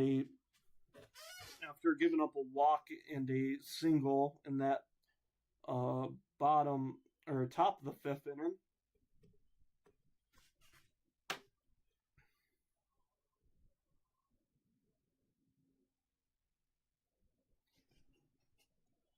And then that ground ball double play, which obviously, I mean, you'll always take the double play ball, but it felt like, yeah, I mean, if that doesn't hit off Bradish's foot at the perfect angle to go right to Gunnar Henderson, if that doesn't even hit Bradish, if it gets through his legs, that scores Trent Grisham from second and would probably pulled him out anyways. So I could be wrong, but I'm positive that Kyle Bradish will not pitch that top of the 6th inning. But to the bottom of the 6th inning we go, where it's going to be 6, 7, and 8 for the for the Orioles. Beavers, followed by Taveras and Kowser, who tried to break Garrett Cole's streak. He's got 11 up and 11 down. Beavers takes one outside for ball 1. He started the bottom of the 2nd inning where he popped out to Caballero at third.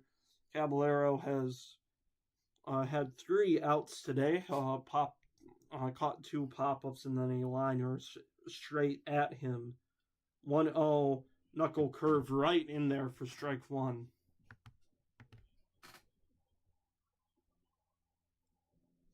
After starting this game with 25 pitches in the 1st inning, Garrett Cole has really been able to settle in. Only at count as 1 and 2. I completely forgot about that first strike. Cole only at 62 pitches and will throw one downstairs to even up the count.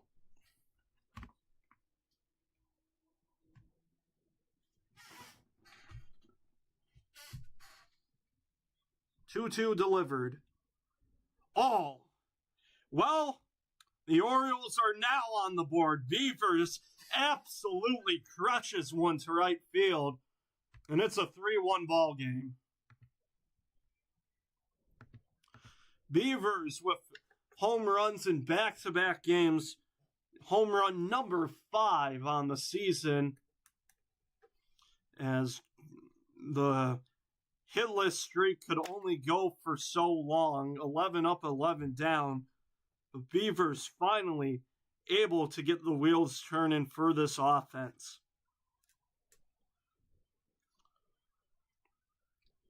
So no shutout day for Cole, as a bunt attempt, but no one will track it down. bunt attempt by Taveras as it went right, as it went well into the air. Caballero was closest to it.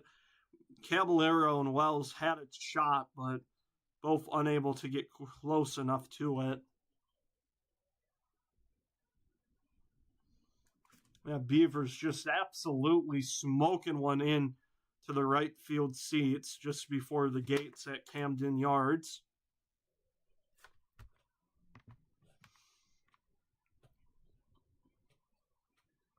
And with Bradish able to get out of that top of the fifth inning, and Taveras is able to hit this ball well, but it's going to be Grisham to track it down near the warning track on that sprint to the ball, and didn't crash into the wall, but did poke it a bit as one gone in this inning.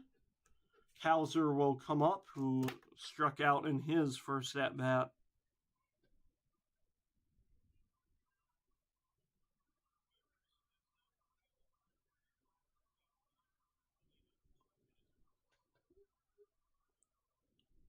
That's a fun stat. Beavers, we'll see. Caballero, will he get this one? Yes, he does have the room.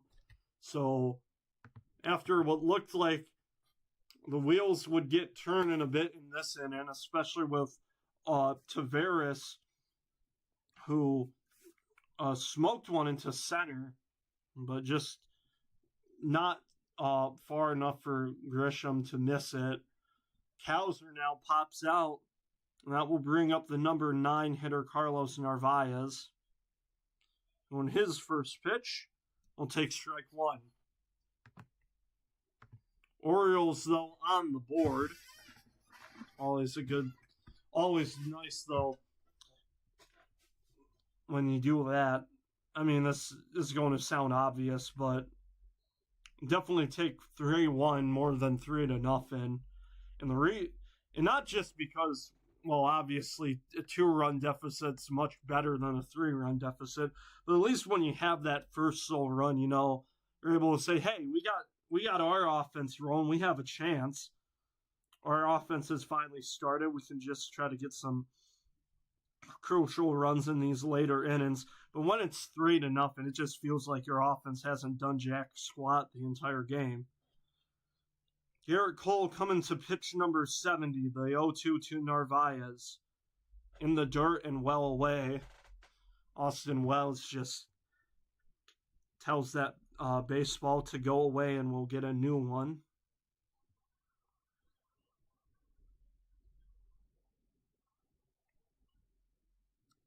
The 1-2. Narvaez also smokes one out to right field, but it will go foul.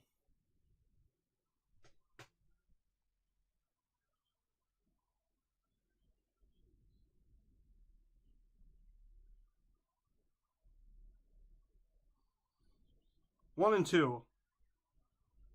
That one in the dirt.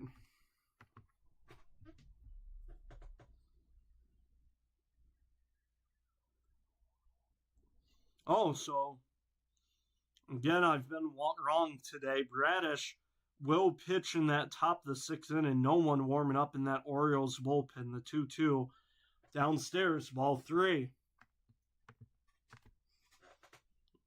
Obviously, Jackson Holliday isn't really a power hitter, but a chance for him to just, if Narvaez gets on, he is the tying run. 3-2 from Cole. But this one, to second base for Jazz Chisholm to toss it over to Garcia Jr. Orioles do get on the board after a Dylan Beavers home run. And the next 3 batters are retired to head to the top of the 6th inning. 3-1 game now. As it's going to be 4, 5, and 6 for the Yankees. Luis Garcia Jr., followed by Jazz Chisholm, and then George Lombard Jr. 3 of them combined have gone 1 for 5 or 1 for 6. And that sole single from Luis Garcia Jr. being a very small roller down the third baseline that just decided to stay fair.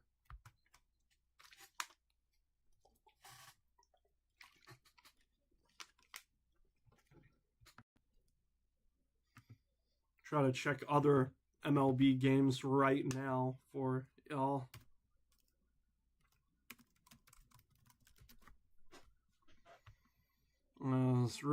Nationals, Rangers, and another wild card chase. Both they're just tied. Astros and Angels. Astros up 2-1. I think the Astros have the division right now.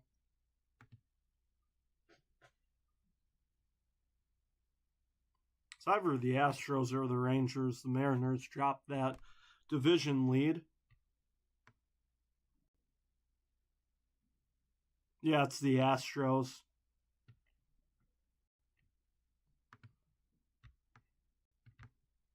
Yeah, most of the games played today have already ended. Cardinals, Reds. Oh, yeah, the Cardinals and Reds after that top of the ninth inning blunder. Oh, wait, no, I'm thinking about a different game. But the Cardinals able to put up a 6 spot in that ninth inning. Oh, no, that was that game. That would have ended the game there. Oh, this ball is absolutely crushed. And maybe they should have just pulled Bradish out because Garcia Jr. puts the Orioles deficit back up to 3. No doubt home run for Luis Garcia Jr. First pitch into this inning as well. And Garcia Jr. with a 2-for-3 game now. And Garcia Jr., the bat flip and all. As Bradish had just a hanging pitch right there. Right fielder Taveras absolutely knew that ball was not staying in the park.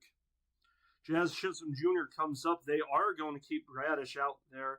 And so they'll have someone, they'll definitely need to warm up someone right now for the Orioles. It's going to be a Wolfram again, who did warm up in that third inning, which could have gone haywire, but Bradish got in that double play. Chisholm Jr. is going to pop this one up high to right field, and Taveras has a play he can make. One gone.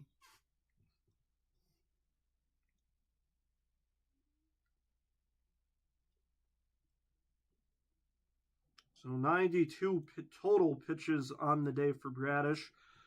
Will be unable to achieve that quality start. Actually, he still technically could, I think, since one of those runs given up didn't count as an earned run due to the Caballero error RBI. Lombard Jr. is going to take a hack and swing and a miss at that pitch, 0-1. Lombard 0-for-2 on the day with a strikeout on a flyout as he chops one foul.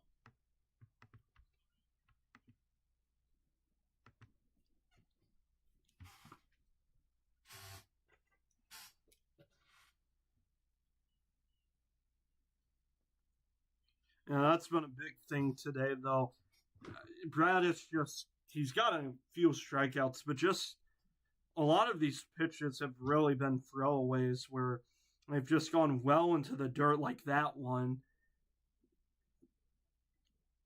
That one just bounces well before home plate. Narvaez is able to block it. No one on base, though. It's been a shock that there hasn't been a wild pitch today to advance a runner. Count 1-2 to Lombard Jr. And a swing and a miss.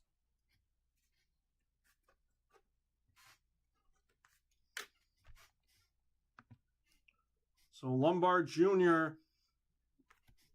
gone swinging, as that will bring up Spencer Jones.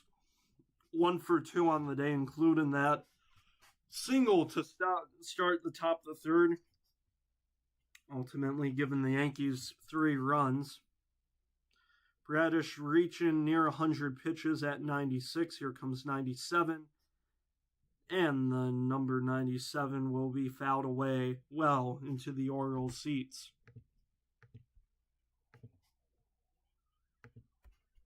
After on the top of the fifth, but Orioles had confidence in him and gave up that first pitch homer to Luis Garcia Jr. to start this inning. He throws one well outside for ball 2. Pitch number 100 coming out on the day for Kyle Bradish.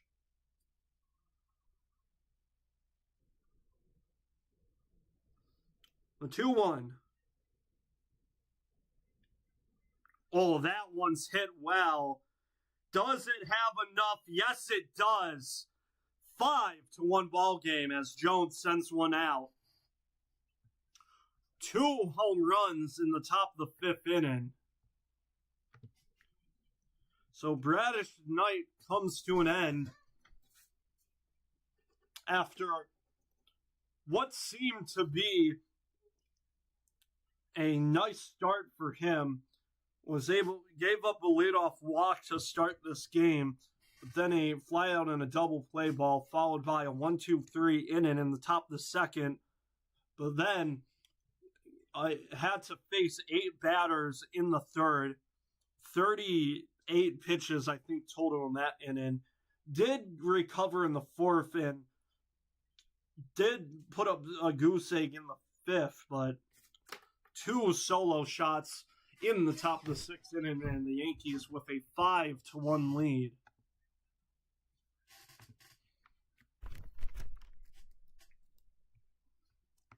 So Garrett Cole, who already it seems like has been on cruise control, the last 15 he's faced, he's retired 14 of him. Except 14 of them, the exception being that solo homer he gave up to Dylan Beavers. So a chance for him to get a nice quality start. Just have the Yankees bullpen finish it from there. Wolfram comes into this game with an ERA over 5.5. Does have a save on the year, that save being the sole save his entire career. Issue with that, big issue with him is not the walks. It's been the hits. It's been you giving him a hit. He's more likely to give up a hit than pitch a hitless inning.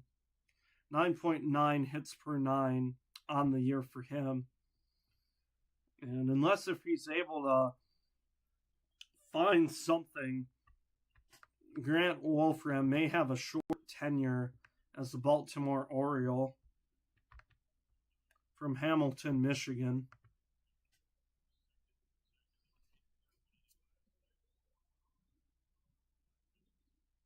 Threw just 5 pitches in last night's game, though.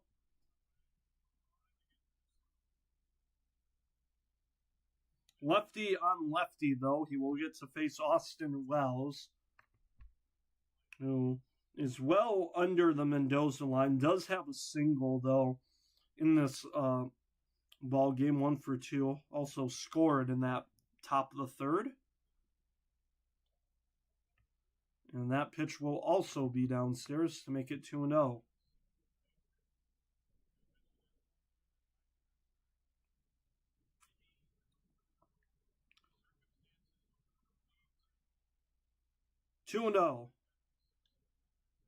Wells is just going to chop one to first base. Pete Alonso will say to Wolfram, I got this one, as he steps on the bag for out number 3. But not before Luis Garcia Jr. and Spencer Jones are able to absolutely smash some baseballs to give the Yankees now a 4-run advantage. It will be top the order, though, for the Baltimore Orioles.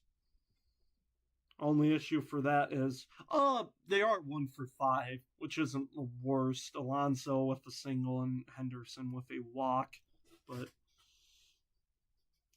gotta get something going here. You gotta find a way to get Garrett Cole out of this ball game. So I'll try to finish up the rest of the MLB scores. Yeah, you had the Cardinals, though, who were going to lose. It was just a fly ball to center field, and the red center fielder unable to make the catch. It bounces off his glove, and the Cardinals go up to put 6 runs. Reds almost a comeback as well. They had 4 runs in the bottom of the 9th, making it a 1-run loss to them.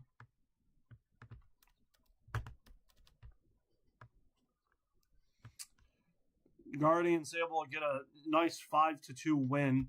That puts them closer in that wild card spot. Blue Jays with a 5-1 victory. Same for them against Tampa Bay. Royals beating the Athletics. Braves beat the White Sox 2-0. And then it's not been the best for the Mariners. Mariners suffered a 22-0 loss in that game 1. Did get the win in game 2, but will drop the series 7-4 against the Brewers.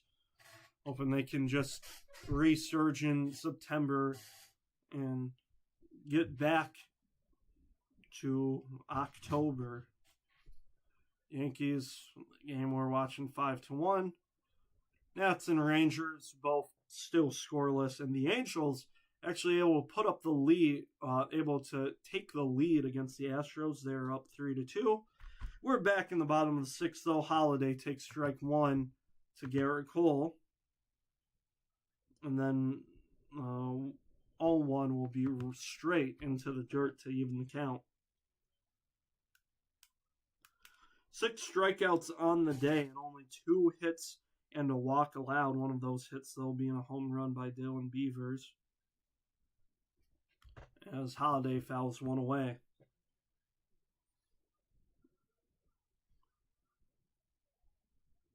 If it's smooth sailing for Cole in this inning, no question he will get to pitch in that 7th inning. 1-2, and especially because of that, Holiday swinging out of his shoes. And 1 gone in this bottom of the 6th. Just a beautiful off-speed pitch by Garrett Cole. And that will bring up Pete Alonso, who has the other hit with Dylan Beavers' home run, as he takes a hack and a miss for strike 1. Looking for home run number 30. Should have had it after yesterday's match. Nearly has a hit by pitch, but just gets out of the way.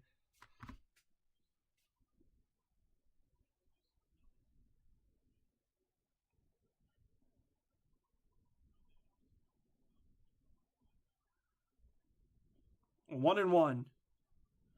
That one taken for strike 2.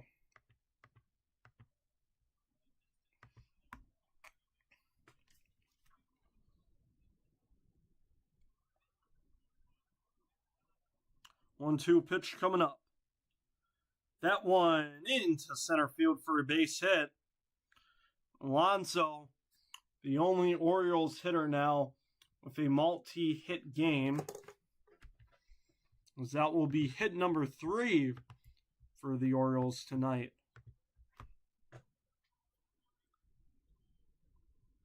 As Baltimore broadcast showing that home run, or the home run for Knott, and it's called a foul ball.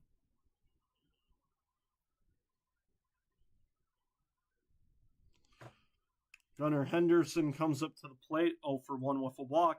And now a base hit as that one goes into left field past the diving Caballero.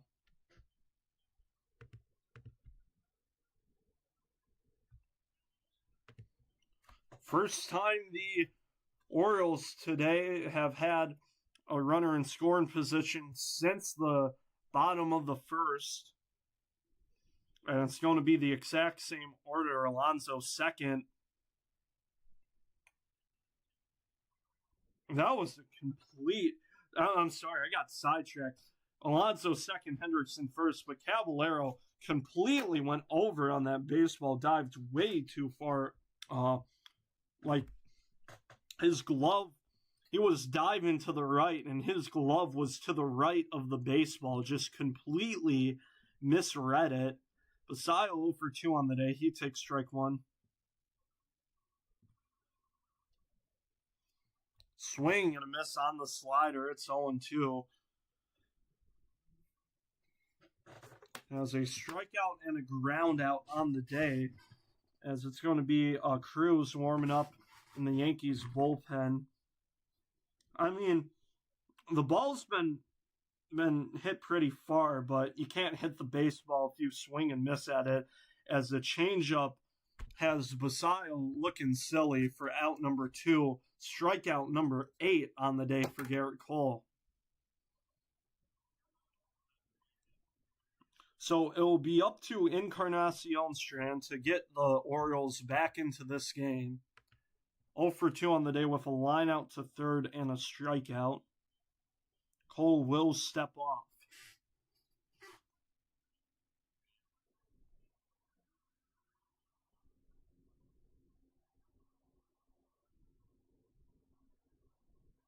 First pitch.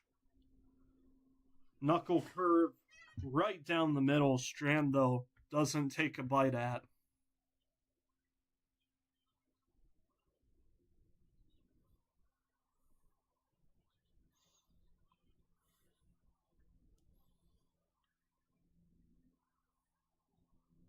The 0-1. Outside evens the count. That one looked like, close to being a strike, but Wells does not challenge as that one was outside. Yankees have not challenged yet today. It's 2 ABS challenges for the Yankees, 1 for the Orioles. The 1-1 fouled away.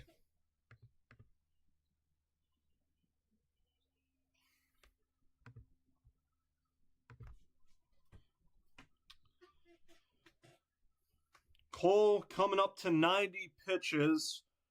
It's Alonso second, Henderson first. Strand trying to find some life for these Orioles. The 1-2.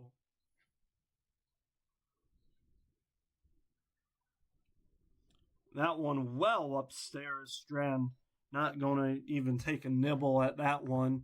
Count even.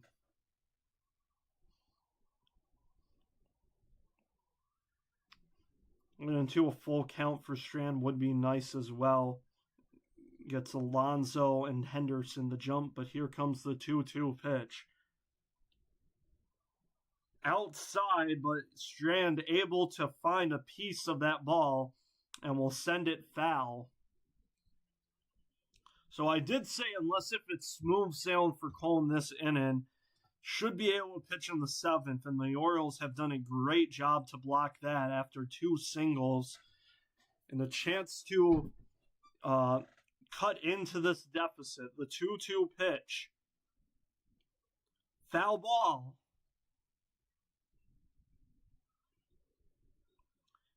Strand's making Cole battle for this at-bat. Could be the most crucial one this game. 6 pitches so far in this at-bat. Cole looking to keep it 5-1, the 2-2. Oh, but this ball hit to shallow right field. And Cole is going to have a quality start, as Jones almost overshot that baseball, but able to secure it. Orioles fretting, but won't score. So it will be 5-1 heading into the 7th inning. That will probably be Garrett Cole's night. 6 innings, few hits allowed, a walk given up, but just 1 earned run on the day. I think Wolfram I'm not sure. I think Wolfram can be taken out since the inning came to an end, but we'll see if they. I don't think they do that anyways. Wolfram a quick first, quick one batter up, one batter out to start his night,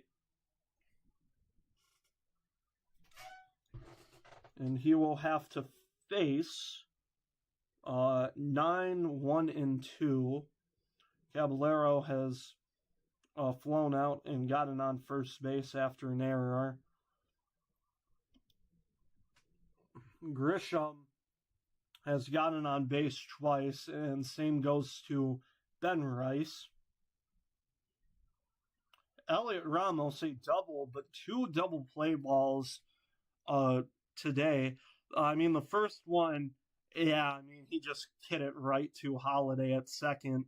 But that second one was kind of just, I'd say luck, yeah, because it hit Kyle Bradish's leg and it went right to Gunnar Henderson.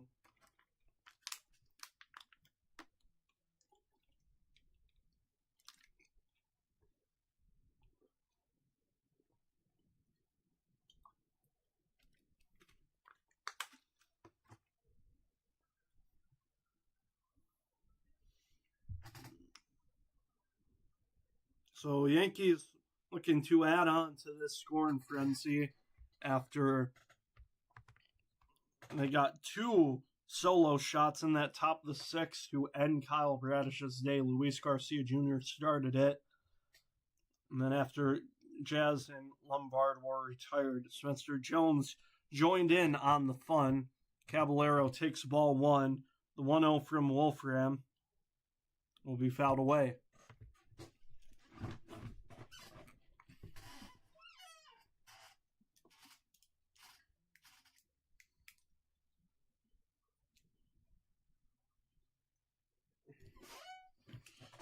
The Orioles, yeah, 3 straight wins against the Rays, but now 3 straight losses could become 4 if they do not mount to come back here today. Caballero fouls one away. It's 1-2.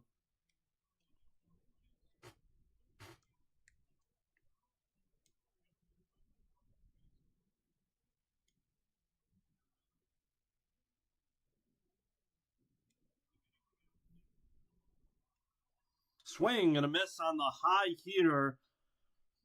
Caballero, Wolfram looks like he's settled nicely into this game. A slow roller ground ball to first to end the top of the 6th, and now a strikeout to start the top of the 7th. We'll have to now face the top of the lineup, though. Trent Grisham steps in. One gone. Lefty on lefty, though, for Grisham, who got the chance today to face the righty Bradish.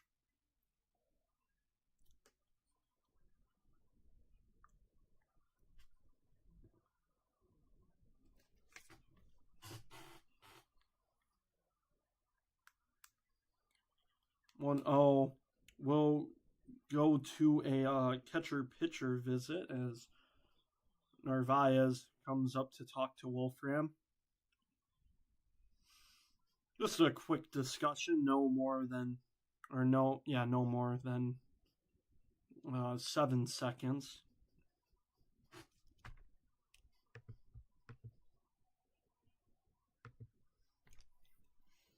Wolfram gets set. Grisham takes a couple practice swings to the 1-0. Called strike one. Grisham's going to challenge. It's the first Yankees ABS challenge tonight. We haven't seen an ABS challenge since the top of the first by Narvaez. And that one was just above the zone. The Yankees retain their challenge for a pitch 0.7 inches above the zone.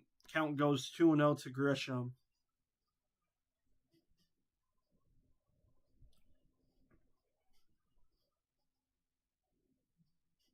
Two-0 coming up. Fouled away.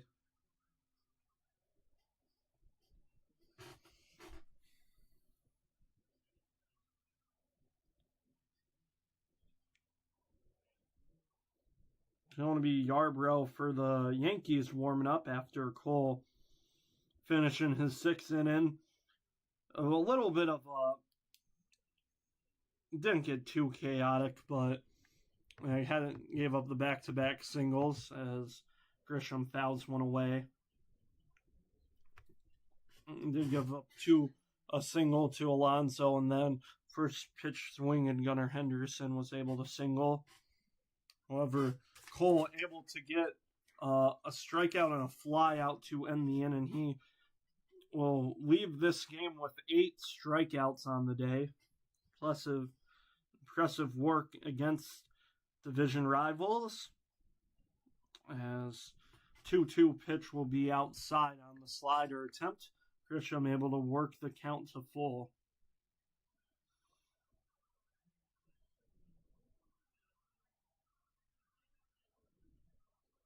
Three-two.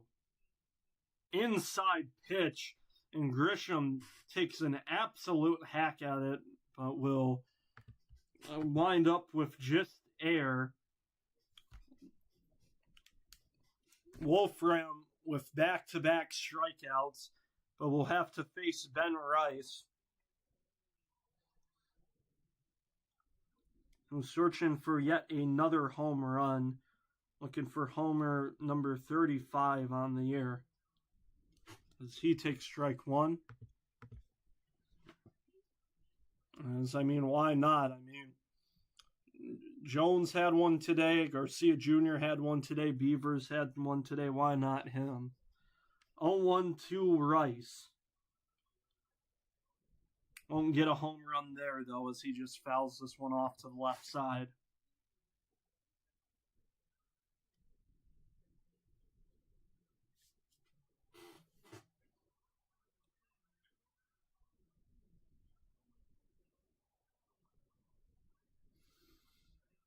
Wolfram looking to strike out the side. Here comes the 0-2. Nearly did. Rice able to just get a piece of that baseball. Curveball well below the zone. And on a half-hearted check swing attempt, Rice will stay alive.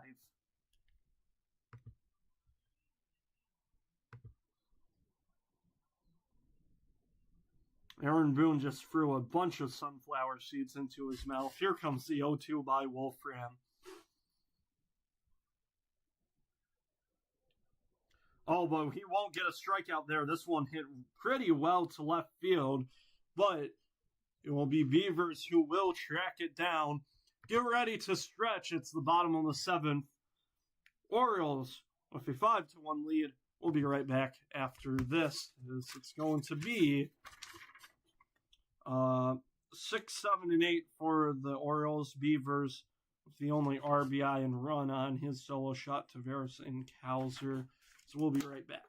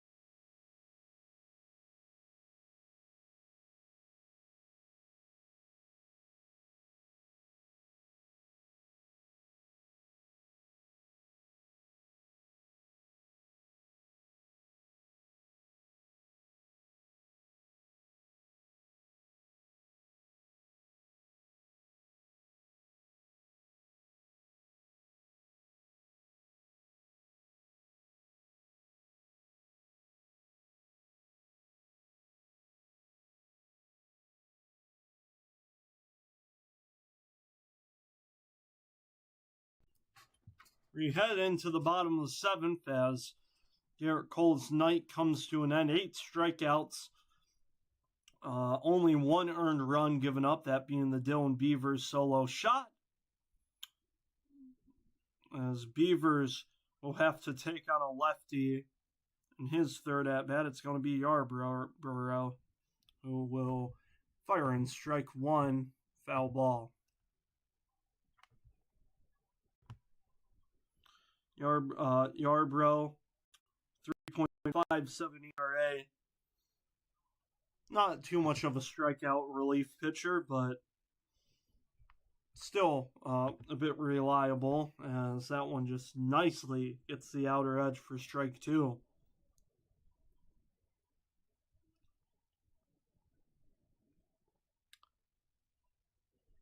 Oh, 2 coming up. That one downstairs, 1 and 2.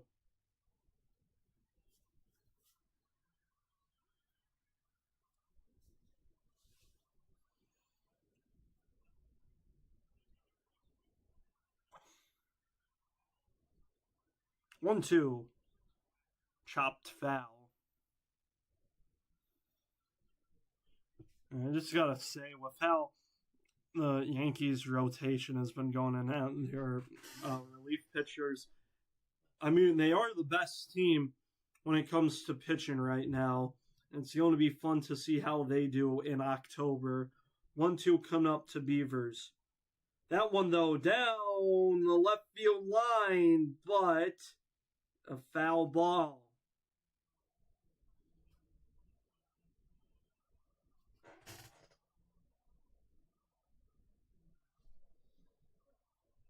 Let's see that one. Yeah, just a foot.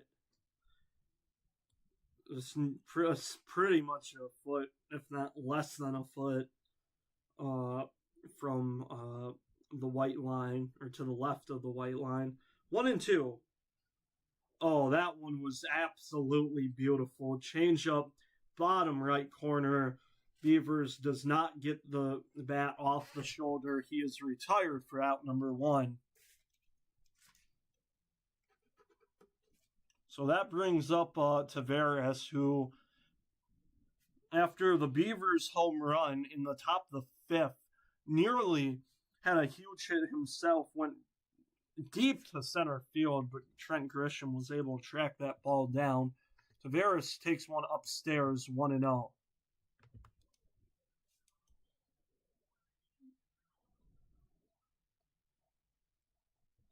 Yarbrough delivers one well inside. Count goes to 2-0. It has been a shock that we haven't seen a hit by pitch today. I've had a decent amount of pitches well inside for both these Orioles and Yankees players. The 2-0 to Taveras will be foul. It's going to be Suarez for the Orioles warming up after a really effective inning, 7th inning by Wolfram. Nearly struck out the side, had to settle. Ooh, did he go? No, he did not. 3-1 count to Taveras. Wolfram, though, after striking out the first 2, did have to settle. I think it was a fly out.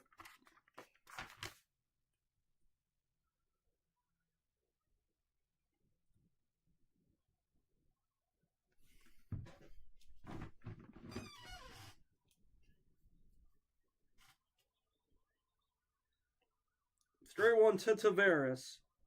That one to right field, but it will be tracked down easily by Jones. 2 gone.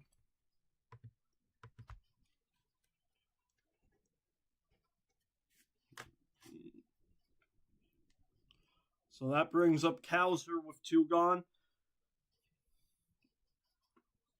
Cowser a strikeout, looking in his first at bat, and then popped a shallow. Well, pop outs are shallow to Caballero at third.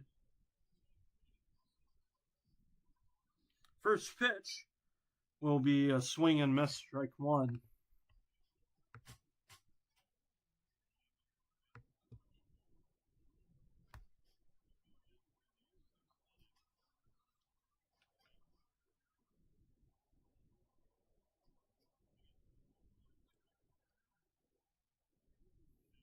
And Kowser's going to foul one back. I think it just hit near the shoulder of Wells, but he's all good. Kowser down in the count. Oh, yeah, got his left shoulder. Yeah, that's going to feel that tomorrow. Wells is all good, though. As Yarbrough looking for a quick 1-2-3 inning. Get a nice hold on the day. I could get a save. Just seems unlikely to have your pitcher or relief pitcher go 3 straight innings. And I'll probably just keep him, though. This is just keep him for these 3 innings. Yarbrough, just a phenomenal sweeper to get Kowser swinging out of his shoes. 2 strikeouts on the inning for him. As the Orioles will come up 3-4, or the Yankees now will come up 3-4-5 with Ramos. It was an RBI double and 2 double play ground balls. Garcia Jr., who led off in the top of the 6th and homered, and Jazz Chisholm Jr., who's gone 0 for 3.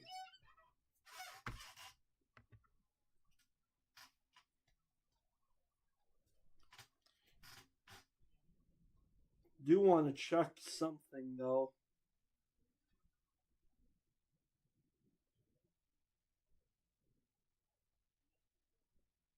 Just because I don't know why I feel like that I'll get cursed for doing this.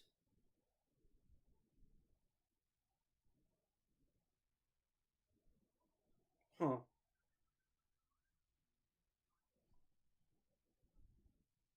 Alright, yeah, looks like all is good.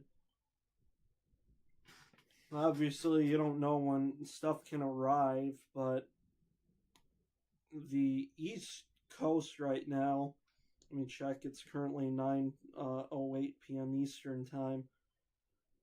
The Eastern Coast, especially places like Boston, Portland, New York, definitely, and yeah, Delaware, like Georgetown and Salisbury, getting hit pretty hard by the rain. But Baltimore, though, didn't luck out after rain just finished around 6-ish, able to avoid even more rain to completely postpone this game. It's going to be Albert Suarez for the Orioles, who has just a sub-4 ERA. It's at 3.91. Opponents hitting 236 off of him. We'll see how the Yankees hit off of him today, as it will be Heliot Ramos, righty on righty. First pitch will be just upstairs for ball 1.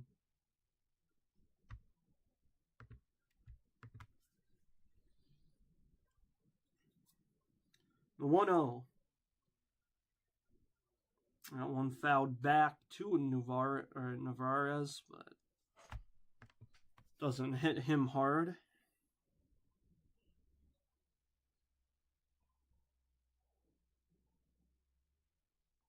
One and one. That one hit high into foul territory. Does Alonso have a play? Almost did. Went over the railing, stuck out his glove, but unable to secure it. It was near the camera crew. Yeah, perfectly went in his glove. Just Alonso trying to make sure he wouldn't fly into the camera booth.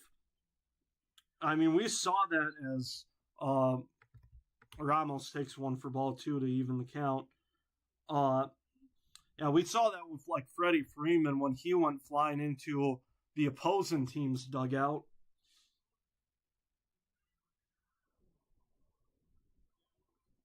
2-2. Did he go? Yes, he did. Ramos goes too far on the check swing. And so far, so good for this Orioles relief pitching. Well, it's just been Suarez's first at bat, but Wolfram also 4 up, 4 down for him, including 2 strikeouts. Suarez looking to have a similar outing, but will throw one well high into the air for ball 1 for Garcia Jr., who homered in his last at bat, 2 for 3 on the night. Able to pick up home run 25, as that one well outside for ball 2.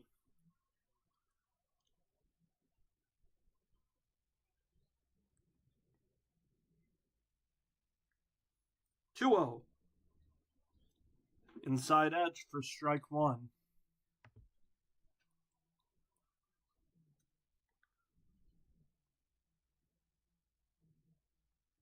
Two and 1. Oh, absolutely smoked to right field. That's going to be a base hit. So the Yankees get their first hit of the day off of, or the first hit against relief pitchers today. Yeah, 111 miles, 0.6 miles per hour off the bat for Garcia Jr. So that's going to bring up Jazz Chisholm Jr., who I think is the only player in this lineup to not. Oh, Lombard Jr. has also not gotten on base. And so it will be 0-1 to him. I don't know. We'll see. I mean, I think I've only done 2 Yankee streams this summer. As check swing by Chisholm Jr. will be foul. But the last one was the White Sox against the Yankees. And that game, Chisholm Jr. Ball fouled off him, and it hit not the best area if you're a dude, as that one will be fouled away. And he had to come out of the game after that. Yeah, since I had that one, he's 0 for 3 today. Also did cover the America game against Great Britain. Chisholm Jr. from the Bahamas represented Great Britain, the 0-2. But Chisholm Jr. will have an extra base hit here, so maybe the bad luck thing has run dry. Here comes Ramos. There will be no throw, and Jazz Chisholm Jr. will get all the way to third base. It's a 1-out RBI triple. Hit number 10 on the day for the Yankees. Third triple on the season for Jazz Chisholm Jr., who, like Ramos, just absolutely smoked that ball. Ramos was swiping second during that pitch. He dove into second base, a head first slide, but just got up, looked at his surroundings, was able to easily get to home plate. And now Lombard Jr. will step in and take strike 1 on the outside edge.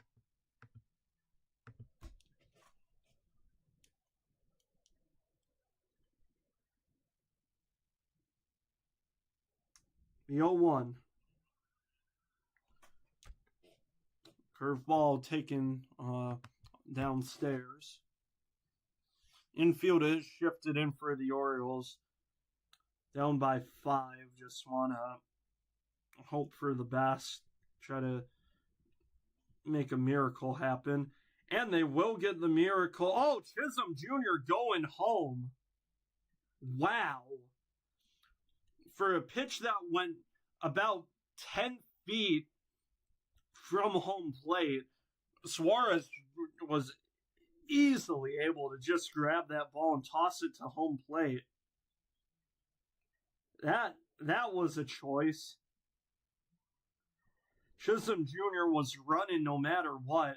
It did help Suarez a lot that he flipped it with his glove. He didn't even throw it. He didn't throw it with. He just flipped it, and that will prevent a huge run to keep it a 5-run deficit. And Suarez having to face Spencer Jones, who, like Luis Garcia Jr. in his last at bat, homered as well. And we'll take one upstairs to even the count. Now with the fielder's choice and the triple from Jazz Chisholm Jr., all Yankees batters have at least reached base today. 1-1. That one fouled back.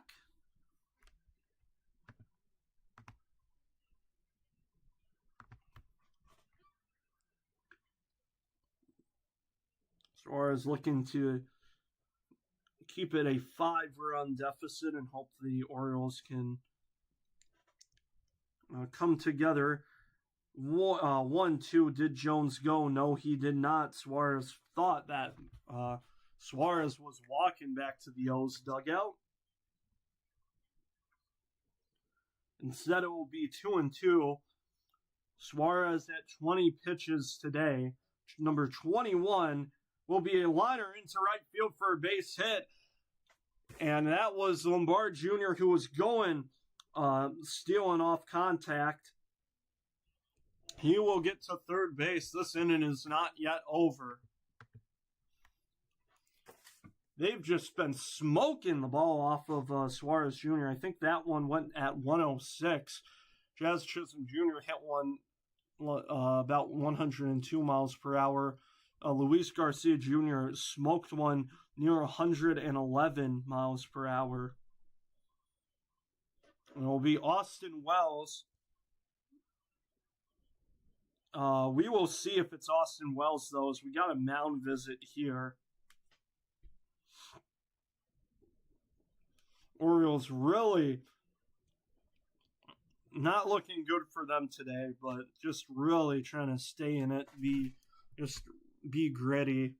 I completely forgot to add that 6-run for the Yankees. There we go. Just really trying to stay in this game. It's heading into September. Every game's going to count, especially in this wonky American League. First pitch to Wells. Runner going, but Navarez will not throw. Just a decoy there. Count is 1-0 to Wells. Looks like it may have clipped that zone, but with that being Spencer Jones swiping second, umpire called it high, the 1-0. Wells pops one, but foul behind the seats.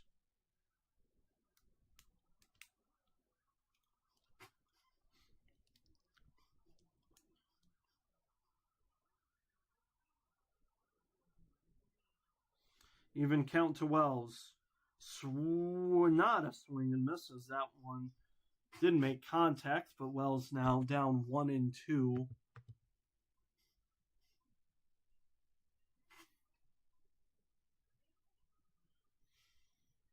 I can't really say solidified because you never know if the Orioles can score 10 runs through 2 innings. But if Wells is able to just get a base hit here, you imagine this ball game will be over.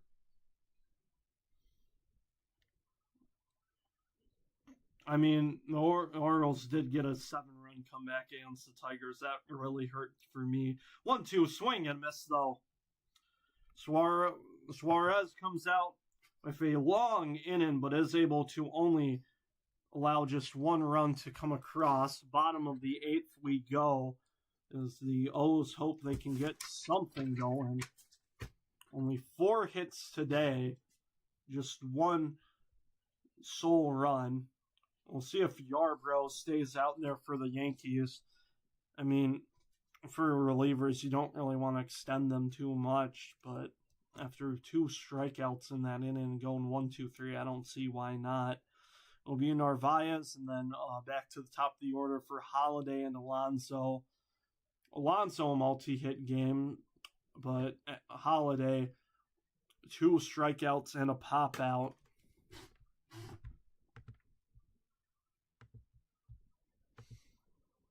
I guess I could check. No, forget the MLB for a second. Let me check that NFL schedule. Are in the preseason though. Texans up 17-3. I think Mendoza his um, did get some work today. 49ers and Chargers clash at 10 p.m. Eastern time. We'll probably see uh, Brock Purdy and Justin Herbert get some reps in. Yeah, it's just going to be a weekend of week 2 in the preseason for the NFL. Football season nearly coming into full swing.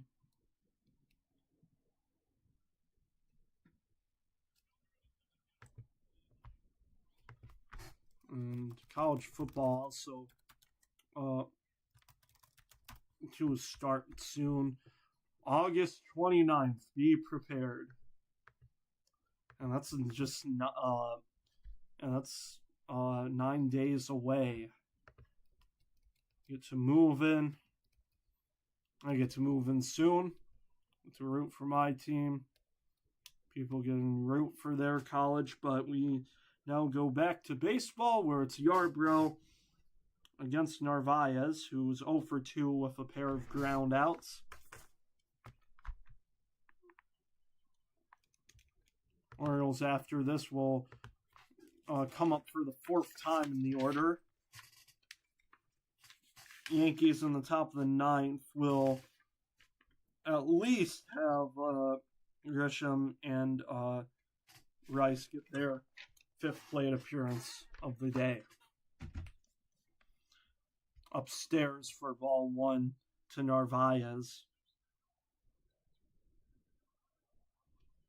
Lefty on right for Narvaez, though. Hopefully for him, able to get a hit in. Oh, instead, he's just going to absolutely fire a baseball into the mask of the home plate umpire,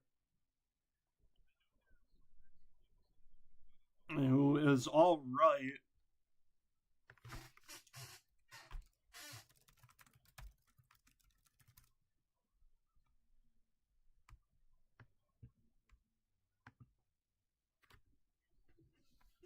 So count remains 1, or count now goes to 1-2 for Narvaez. A pitch. That one well into the dirt as it gets away for Wells. Luckily, nobody on base. Count is even.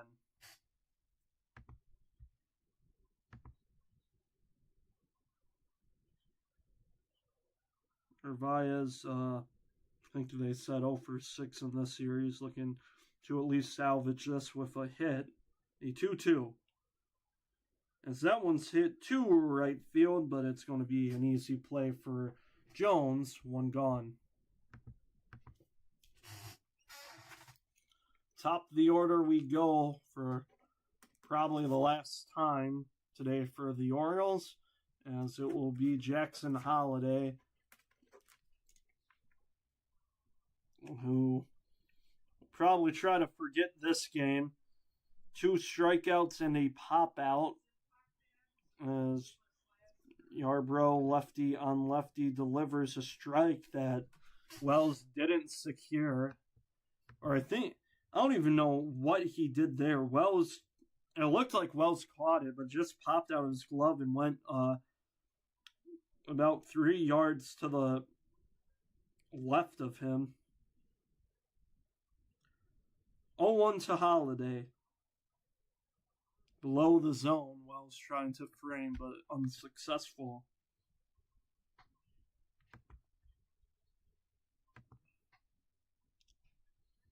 We'll see who the Yankees try to warm up in the bottom of the 9th, or if honestly they try to see how much Yarbrough can get through. This one, though, to Holliday inside to make it 2-1.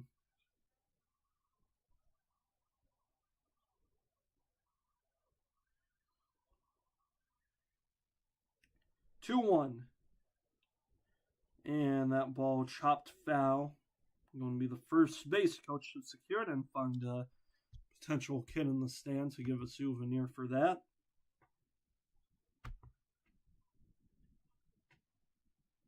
Oh, that is a cool bobblehead. I don't know if someone's in the Baltimore area could get a Pete Alonso bobblehead this upcoming Saturday. Looks really nice. As Holiday will check swing, but it goes off his bat. Count still even at 2-2. Alonso on deck, the only Oriole today with multiple hits. Henderson has also gotten on base twice with a walk and a single. Holiday is able to stay alive by fouling one away.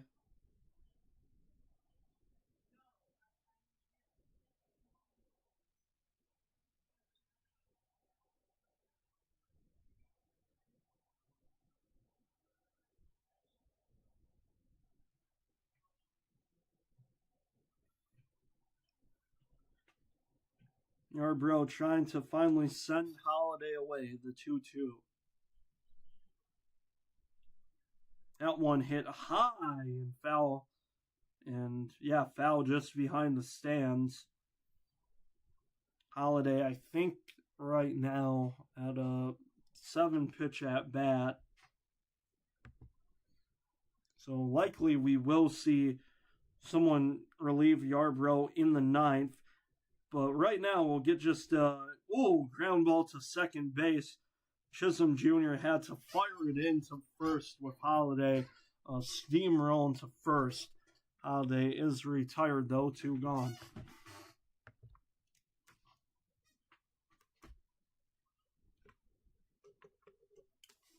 So 2 gone in the bottom of the 8th. Pete Alonso comes up. Looking for that home run number 30. Yarbrough coming near 30 pitches at now 28 as he just sends one well upstairs for ball 1.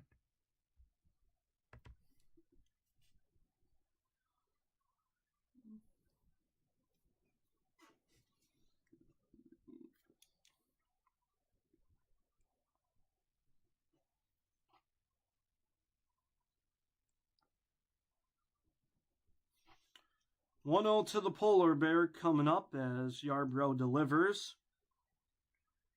That one just outside. Now through past 7.5 innings, and we've seen barely any ABS challenges today. A 2-0 will be in there for strike 1, which is kind of shocking after the first challenge came just 6 pitches in by Narvaez, who got it just incorrect, challenging that be a strike. Yarbrough gets a chopper straight to him. It's a 1-3 put out to Pete Alonso. And through 2 innings, Yarbrough has just been deadly.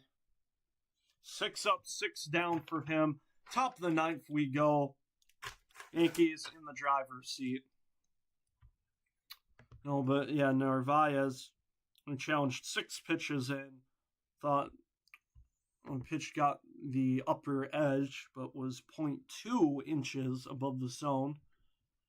And then I think it was Grisham. It was one of the Yankees batters that challenged that got the call right. It was called a strike, got overturned to be a ball. But top of the 9th we go. Caballero, and then 5th time for the order for Grisham, and then Rice.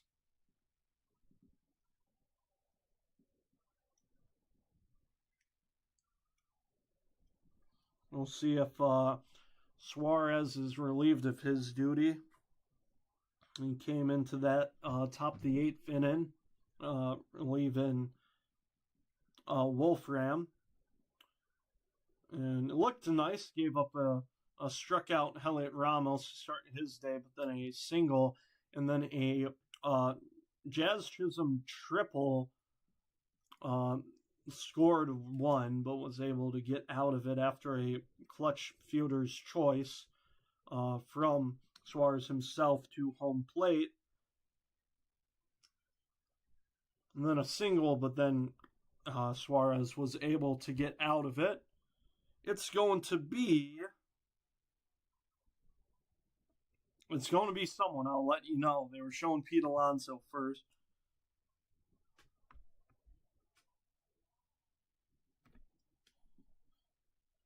It will still be Suarez, so he will be tasked with trying to keep this a 5-run deficit, as this one's popped high in the air. Pete Alonso, though, can't reach that one as it goes 5 rows into the seats. Count 0-1 to Caballero, who's gone 0 for 3 on the day. Did reach first base in his first at-bat on a fielder's choice error, which scored in the first run for the Yankees. As Caballero takes one in the dirt to even the count. 1-1. Upstairs for ball 2. See if the Yankees are probably not the Yankees batters, but see if Austin Wells behind home plate is a bit more aggressive with the ABS challenges, trying to send the Orioles packing. Telling the Orioles that they're home to hit the road jack, get a nice sweep, send the Orioles down on a 4-game losing streak. 3-1, swing and a miss. Caballero did a full 180 on that swing on a fastball upstairs.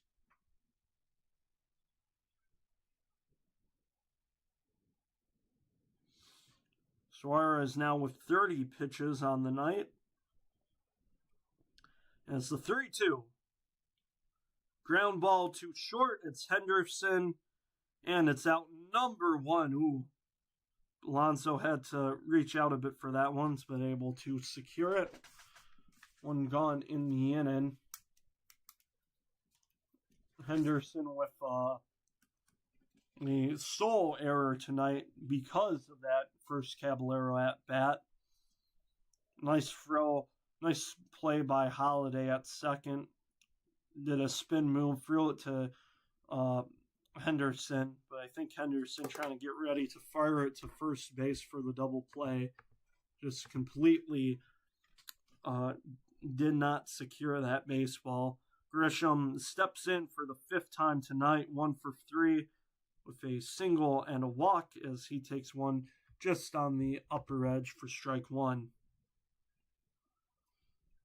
And I will say the Orioles broadcast is complaining about the foul pole, which is completely fair. Ball 2, our third pitch goes upstairs to make it ball 2, count 2-1. The 2-1 pitch.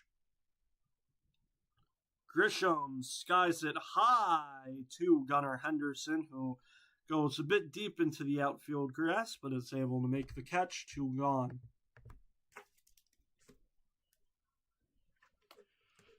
2 up, 2 down in this top of the 9th. Ben Rice will step in. Had a decent game, 1 for 3, including a single and a walk.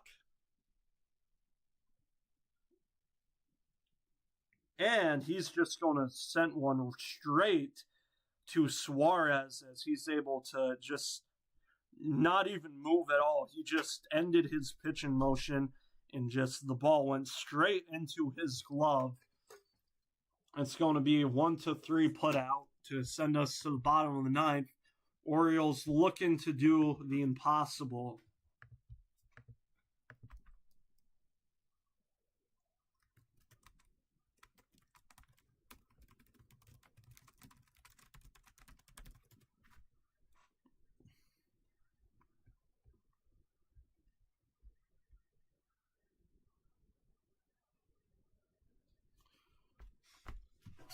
Not the most impossible thing. 2 months ago, on June 3rd, 2020, the Phillies were able to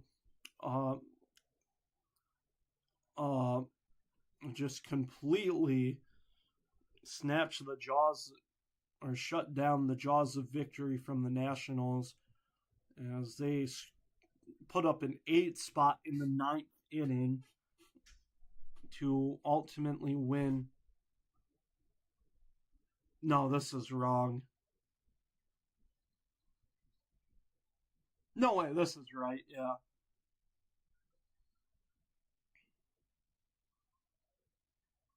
Yeah, we were able to come back after a 5-run deficit in the ninth.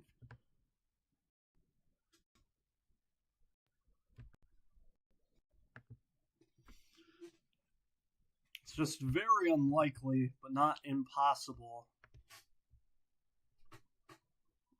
for the Yankees looking to get back on the 4-game winning streak, head back to the Bronx. Orioles hoping for a nice time on. Oh, I completely forgot. Yeah, the Orioles aren't even heading on the road. They get to face the Rays these next 3 games. But then get a smoother road trip. You face the Cardinals, but then afterwards you get to face I think it was the Athletics and the Rockies. So 2 teams that are not going to be in the playoffs. So you can try to get some nice games against them. Yarbrough with a potential save opportunity as Gunnar Henderson takes strike 1. Relief pitchers do get credited the save if you pitch 3 or more innings to end the game. The 0-1 swing and a miss, nasty sweeper by Yarbrough, just going 71 miles an hour.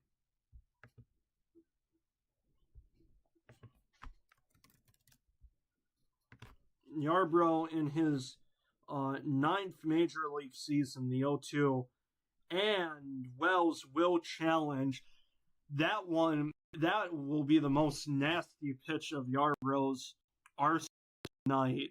He just clipped the zone. Yes, he did. Oh my goodness.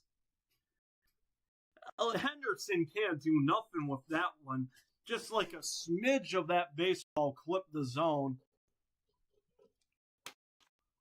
And a 3-pitch strikeout to start. Yarbrough, in 29 games, he started one this year, but a chance to pick up as he pitches one inside. A chance to pick up his 3rd save of the year. Basail, it's not been his. It's not been his day today as he takes strike 1 now. Count goes even. 0 for 3, 2 Ks, and a ground out to second, and a swing and a miss to make it 1-2.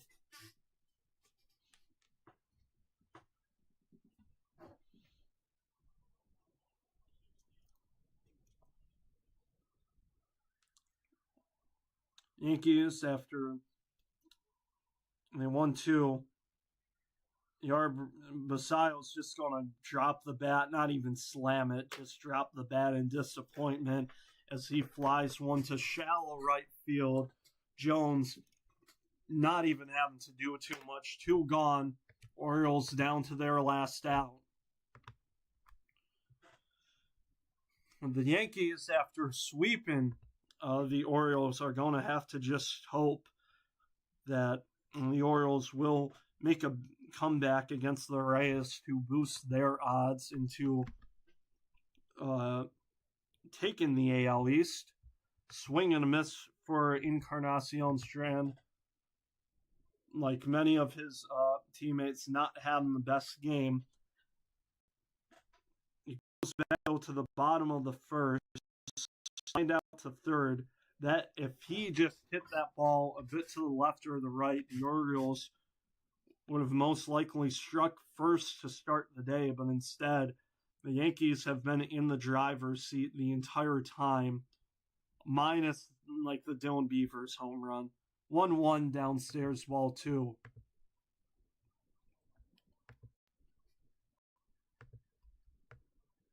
Yankees trying to be 72-55 on the year to just inch their way ever so closer to the Rays. 2-1 swing and miss. Orioles down to their final strike.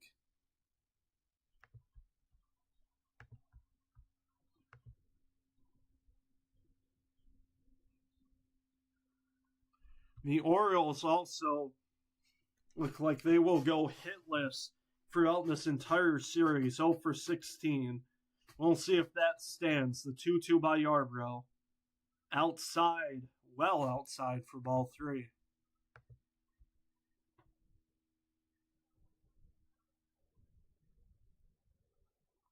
Beavers stands on deck. He's been the only offense today with his solo shot to prevent the shutout. The 3-2, Strand does stay alive.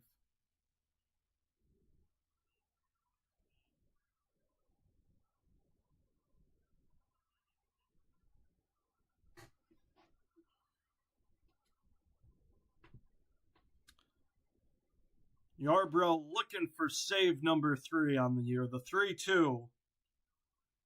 Fouled away again. He will have to work for that save. And there's been a lot of long battles today for a game now that has been starting to be more 2.5 hours. This one trying to stretch to 3. The 3-2. Swing and a miss. Yarbrough with save number 3 on the year after 3 innings of dominance from him, tallied off by the 6 innings of dominance from Garrett Cole today. He had 8 strikeouts and just 1 earned run given up. Yarbrough with 4 strikeouts, 9 up, 9 down for him. He was dominant. The Orioles dropped down to 61-67, a crucial and a crushing series sweep to them as they drop further from the AL wild card ranking. The Yankees jump up to 72-55, trying to clinch the AL East away and just end the Rays' hopes. So final score of 6-1 here at Camden Yards today.